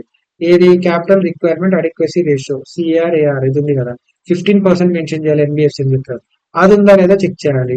దాని తర్వాత ఈ డిపాజిట్స్ కోసం ఏవైతే terms and conditions, rules and regulations ఏవైతే ఉంటాయో వాటిలో ఏమన్నా వైలేషన్ ఉంటే ఆ వైలేషన్ ని మీరు రిపోర్ట్ చేయాలి. ప్రూడెన్షియల్ నార్మ్స్ అన్ని ప్రాపర్ గా కంప్లై చేస్తున్నారు లేదా చూడాలి. లిక్విడ్ అసెట్ రిక్వైర్మెంట్ ఏదైతే, లిక్విడ్ అసెట్ అనేది ఏం చెప్పాము, ఎస్ఎల్ఆర్, సిఆర్ఆర్ అని బ్యాంక్ కేసులో చెప్పాము. నా ఎన్బిఎఫ్సికి అప్లై కావు. కానీ అలాగే ఎన్బిఎఫ్సికి సంబంధించిన ఏవైనా లిక్విడిటీ అసెట్ మెయింటైన్ చేసిన రిక్వైర్మెంట్ ఏదైనా ఉంటే అది కంప్లై చేస్తున్నారు లేదా చూడాలి. దాని తర్వాత రిటర్న్ ప్రాపర్ గా టైం కి చేస్తున్నారు లేదా, పబ్లిష్ అది ఫైల్ చేస్తున్నారు లేదా చూడాలి. తర్వాత ఆర్బీఐకి ఈ రిటర్న్ ఏదైతే ఉందో ఇది యాన్యువల్ రిటర్న్ ఉంటుంది. దాని తర్వాత ఈ ప్రుడెన్షియల్ నామ్స్ గురించి క్వార్టర్లీ రిటర్న్ ఉంటుంది. సో అవి టైమ్లీ ఫైల్ చేస్తున్నారు లేదా చూడాలి అనమాట. ఓకేనా. ఒకవేళ డిపాజిట్స్ యాక్సెప్ట్ చేయని ఎన్బిఎఫ్సి అనుకో, సో దాంట్లో మీరు ఏం చేయాలి, మనం యాక్సెప్ట్ చేయబోవట్లేదు అని చెప్పి బోర్డు రిజల్యూషన్ పాస్ చేసిందా లేదా అని చెప్పి చెక్ చేయాలి. సో ఇదే పాయింట్ మీకు ఇంకో దగ్గర కూడా వచ్చింది. ఎక్కడ వచ్చింది, ఇది in case NBFC not accepting deposits check whether board resolution is passed or not. So అదే పాయింట్ మీకు ఇక్కడ కూడా వచ్చింది. మరి బోర్డు రిజల్యూషన్ పాస్ చేసిందా లేదా, పాస్ చేసిన తర్వాత ఏమన్నా పొరపాటున పబ్లిక్ డిపాజిట్ యాక్సెప్ట్ చేసిందా, చేసుంటే మీరు మీ రిపోర్ట్ లో మెన్షన్ చేయాలి. వీళ్ళు యాక్సెప్ట్ చేయము అని చెప్పి బోర్డు రిజల్యూషన్ పాస్ చేసి కానీ తీరా చూస్తేనేమో యాక్సెప్ట్ చేశారు అని చెప్పేసి మీరు మెన్షన్ చేయాల్సి ఉంటుంది. తర్వాత క్యాపిటల్ అడిక్వసీ రేషియో ఏదైతే ఉంటుందో దాన్ని కరెక్ట్ గానే క్యాల్కులేట్ చేశారా లేదా, ఈ రిస్క్ వెయిటెడ్ అసెట్ అని చెప్పి అన్నాం కదా, సో ఆ రిస్క్ వెయిటేజ్ అనేది కరెక్ట్ గానే చేశారా లేదా, కరెక్ట్ గా కంటిన్యూ క్యాల్కులేట్ చేసి కరెక్ట్ గా కంప్లై చేస్తున్నా లేదా చూడాలి. ప్రుడెన్షియల్ నామ్స్ తో చేస్తున్నా లేదా చూడాలి. ఇదే ప్రుడెన్షియల్ నామ్స్ ఇక్కడ కూడా ఉంది చూడండి. సో ఇక్కడ ఇదే సిఆర్ఏఆర్ ఇక్కడ కూడా ఉంది, అవే పాయింట్స్. సో ఇవి కొన్ని కామన్ పాయింట్స్ ఉన్నాయి. పబ్లిక్ డిపాజిట్ యాక్సెప్ట్ చేసే ఎన్బిఎఫ్సి కావచ్చు, యాక్సెప్ట్ చేయని ఎంబీఎఫ్సి కావచ్చు. ఈ రెండు కేసెస్ లో సిఆర్ఏఆర్ ప్రొడెన్షియల్ నామ్స్ ఇవైతే మ్యాండేటరీగా చెక్ చేయాలన్నమాట. Next obligation of order to submit exception report to RBI.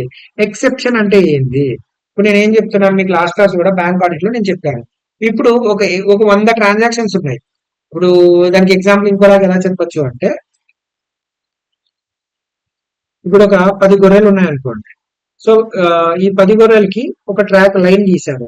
ఈ లైన్ లోనే వెళ్ళాలి ఈ గొర్రెలు అని చెప్పేసి రూల్ ఉంది.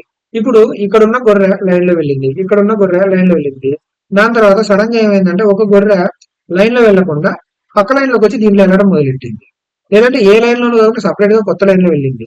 సో ఇవన్నీ నార్మల్ గా రూల్స్ ప్రకారం వెళ్తున్నాయి మిగతావన్నీ. ఈ ఒక్కటి మాత్రం ఎక్సెప్షనల్ గా చెప్పిన మాట వినకుండా ఓవర్ యాక్షన్ చేస్తుంది. సో అలాగా ఏవైతే ఇంట్రెస్ట్ రేట్ క్యాల్కులేషన్ కావచ్చు, ఈఎంఐ కావచ్చు, ఇంకోటి ఏదైనా కావచ్చు, ఏదైనా రూల్స్ ఫాలో అవ్వకపోతే దాన్ని ఎక్సెప్షన్ అంటారనమాట. సో అలాంటి రూల్స్ ఫాలో అవ్వని ఎక్సెప్షన్ రిపోర్ట్ ఏదైనా ఉంటే ఆడిటర్ ఆర్బీఐకి సబ్మిట్ చేయాల్సి ఉంటుంది. ఏమేమి ఉంటాయి దాంట్లో, ఈ ఎక్సెప్షన్ రిపోర్ట్ లో ఏమేమి చూడాలి అంటే, whether in case of NBFC, statement regarding any items is unfavorable or qualified in opinion of the auditor, company has not complied with. So ఈ కింద మెన్షన్ చేసిన ఫ్యూ థింగ్స్ లో ఏమన్నా వాళ్ళు చెప్పిన ప్రకారం ఫాలో అవ్వకుండా ఏమన్నా ఉన్నారా. సో అలా చెప్పిన వాటిలో ఫాలో అవ్వకుండా ఏమన్నా ఉంటే మరి వాటికి సంబంధించిన ఎక్సెప్షన్ రిపోర్ట్ లో నువ్వేమన్నా క్వాలిఫైడ్ ఒపీనియన్ ఇవ్వాలనుకుంటుంటే అలాంటివి మెన్షన్ చేయాలి. ఏమేమి ఉన్నాయంటే chapter 3B of RBI act, వాటికి సంబంధించిన కంప్లైంట్స్ ఏదైనా జరగకపోతే ఇవ్వాలి. తర్వాత పబ్లిక్ డిపాజిట్ డైరెక్షన్స్ అని చెప్పి ఒకటి ఉంది. సో దీనికి సంబంధించి వాళ్ళు ఏమైనా కంప్లైంట్ చేయకపోతే దాన్ని కూడా మనం రిపోర్ట్ చేయాలి. అట్లానే non systematical important non deposit taking directions, systematical important directions. So ఈ డైరెక్షన్స్ కి సంబంధించి ఎటువంటి డీవియేషన్ ఉన్నా, ఎక్సెప్షన్ ఉన్నా దాన్ని ఆర్బీఐకి సబ్మిట్ చేయాలి. It shall be obligation of auditor to make a report containing details such as unfavorable or qualified statements and about non-compliance of company to concern regional office of the non-banking supervision of RBI. అంటే ఎవరికి report చేయాలి, RBI తో పాటు ఆ concern regional office లో ఉన్న RBI యొక్క department ఏదైతే ఉందో నాన్ బ్యాంకింగ్ సూపర్విజన్ డిపార్ట్మెంట్ అని చెప్పి ఆ రీజన్ లో ఉన్న ఆ డిపార్ట్మెంట్ కి ఏదైతే ఉందో ఆ డిపార్ట్మెంట్ కి ఆడిటర్ ఖచ్చితంగా రిపోర్ట్ చేయాలి. క్వాలిఫైడ్ ఒపీనియన్ ఏదన్నా ఉన్నా, ఏదన్నా అన్ఫేవరబుల్ కామెంట్ చేసినా, రూల్స్ ఏమన్నా కంప్లై చేయట్లేదు అని తెలిసిన. ఓకేనా. Duty of the auditor shall be report duty of the auditor shall be to report only contraventions referred above shall not contain any statement regarding complaints. అంటే నువ్వు వెళ్ళేసి ఈ గొర్రె ఏ అనేది లైన్ లోనే పోయింది, గొర్రె బి లైన్ లోనే పోయింది, గొర్రె డి లైన్ లోనే పోయింది, ఇదంతా చెప్పొద్దు. నువ్వు చెప్పాల్సింది ఒకటే, గొర్రె సి లైన్ లో పోలేదు, అదొక్కటే చెప్పు అని చెప్తాను. Report only contraventions, do not contain any statement regarding complaints. జరిగిన వాటి గురించి చెప్పొద్దు నాయన, జరగని ఏమైనా ఉంటే చెప్పు. నీ రిపోర్ట్ అంతా చదివే టైం మా కాడ లేదు. సో ఉన్నంత వరకు ఏదైతే తేడా ఉందో అది మాత్రమే నువ్వు చెప్పు అని చెప్పి చెప్తున్నారు అనమాట. ఓకేనా. నెక్స్ట్ వచ్చేసి difference between division 3 Ind AS other than NBFC, division 2 division 3 కి డిఫరెన్సెస్ ఏమేమి ఉన్నాయి. ఇవేం లేవండి. దాన్ని ఏమంటారు, డిస్క్లోజర్ రిక్వైర్మెంట్స్, ఆర్డర్ మెయింటైన్ చేయడం అలాంటివి ఉంటాయి అనమాట. ఈ అసెట్స్ ఏవైతే ఉన్నాయో ఐటమ్స్ అవి ఆర్డర్ ఆఫ్ లిక్విడిటీలోనే చేయొచ్చా చేయకూడదా, ఒక డివిజన్ లో అలో చేస్తే ఇంకో డివిజన్ లో అలో చేయలేదు. తర్వాత కొన్ని నోట్స్ టు అకౌంట్స్ లో డిస్క్లోజ్ చేయొచ్చా, ఏదన్నా 1% ఆఫ్ ద టోటల్ ఇన్కమ్ అంటే ఎక్కువ ఏదన్నా ఉంటే దాన్ని సపరేట్ గా డిస్క్లోజ్ చేయాలి. Separately disclose any item which exceeds 1% of total income, other income ఏదైనా అయితే. దాని తర్వాత separately disclose under receivables debts from the LLP. Limited liability partnership నుంచి ఏదైనా లిమిటెడ్ లయబిలిటీ పార్ట్నర్షిప్ లో వాళ్ళ డైరెక్టర్ ఎవరైనా పార్ట్నర్ గా కానీ మెంబర్ గా కానీ ఉంటే అలాంటి వాళ్ళకి ఏమైనా డెట్స్ ఇస్తే అంటే నువ్వు రిలేటెడ్ పార్టీకి డెట్ ఇచ్చినట్టు ఒక రకంగా దాన్ని సపరేట్ గా డిస్క్లోజ్ చేయని చెప్తున్నారు. అలానే revenue from operations and other comprehensive on the face of P and L అంటే operations other comprehensive income P and L లోనే చూపించాలి, నోట్స్ టు అకౌంట్స్ లో చూపించకూడదు. తర్వాత ఎక్కడన్నా సిగ్నిఫికెంట్ క్రెడిట్ రిస్క్ ఉన్న ట్రేడ్ రిసీవబుల్స్ ఏమన్నా ఉంటే వాటిని సపరేట్ గా డిస్క్లోజ్ చేయాలి. ఇట్లా కొన్ని అంటే జస్ట్ మీకు ఇక్కడ మీరు ఇదంతా చూస్తే కామన్ థింగ్ ఏంటంటే రిలేటెడ్ పార్టీస్ కి ఇచ్చినవి, క్రెడిట్ రిస్క్ పెరిగినవి, 1% కంటే ఎక్కువ వాల్యూ ఉన్న అదర్ ఇన్కమ్స్, ఇలాంటివన్నీ కొంచెం తేడా ఐటమ్స్. ఈ తేడా ఐటమ్స్ అన్ని సపరేట్ గా డిస్క్లోజ్ చేయి అని చెప్పి చెప్తున్నారు అనమాట డివిజన్ 3 ప్రకారం. ఓకే, ఈ ఫాలోయింగ్ తప్ప మిగిలినవన్నీ డివిజన్ 2 కి డివిజన్ 3 కి సిమిలర్ ఉంటాయి. ఈ వీటిలో మాత్రం యాజ్ పర్ డివిజన్ 3 అనేది మనం సపరేట్ గా చూపించాలి అని చెప్పి చెప్తున్నాను. ఇదేం పెద్ద ఇంపార్టెంట్ ఏం కాదు, జస్ట్ ఒకసారి రీడ్ చేయండి, పొరపాటున అడిగితే మనం రాయడానికి ఉంటుంది. So that is the end of NBFC chapter. ఇంతకంటే దీంట్లో ఎక్కువ ఏం లేదు, సిమిలర్ థింగ్స్. మీరు గుర్తుపెట్టుకోవాల్సింది ఎంసీక్యూ పాయింట్ ఆఫ్ వ్యూలో ఇలాంటి గుర్తుపెట్టుకోండి. ఈ రిస్క్ ఎంత ఉంది, ఎవరికి ఎంత ప్రొవిజన్ క్రియేట్ చేయాలి, దాని తర్వాత ఈ పబ్లిక్ డిపాజిట్ డైరెక్షన్స్ యాక్సెప్ట్ చేసే వాళ్ళలో ఏమేమి ఉన్నాయి, ఈ క్రెడిట్ లిమిట్ ఏముంది, క్రెడిట్ రేటింగ్ ఏముంది, ఎన్ని డేస్ లో ఆర్బీఐ రిపోర్ట్ చేయాలి, ఇలాంటి చూడాలి. రిమైనింగ్ అన్ని రెగ్యులర్ పాయింట్స్ మీరు గో త్రూ ఇచ్చి ఒకసారి చదువుకున్నారంటే మీకే గుర్తుంటది. Okay, that's it guys. మీకు లైక్ క్లాసెస్ నచ్చుతున్నట్టయితే మీ ఫ్రెండ్స్ తోటి కూడా షేర్ చేయండి. ఇంకా మోర్ వీడియోస్ ఏమన్నా కావాలంటే ఈ నెంబర్ మీద మీరు వాట్సాప్ చేయొచ్చు. అవైలబిలిటీని బట్టి పాసిబిలిటీని బట్టి నేను వీడియోస్ చేయడానికి ప్రయత్నిస్తాను. Thank you guys, see you in the next class. Next class mostly either SQC 1 or internal audit మీద చేస్తాను. ఓకే.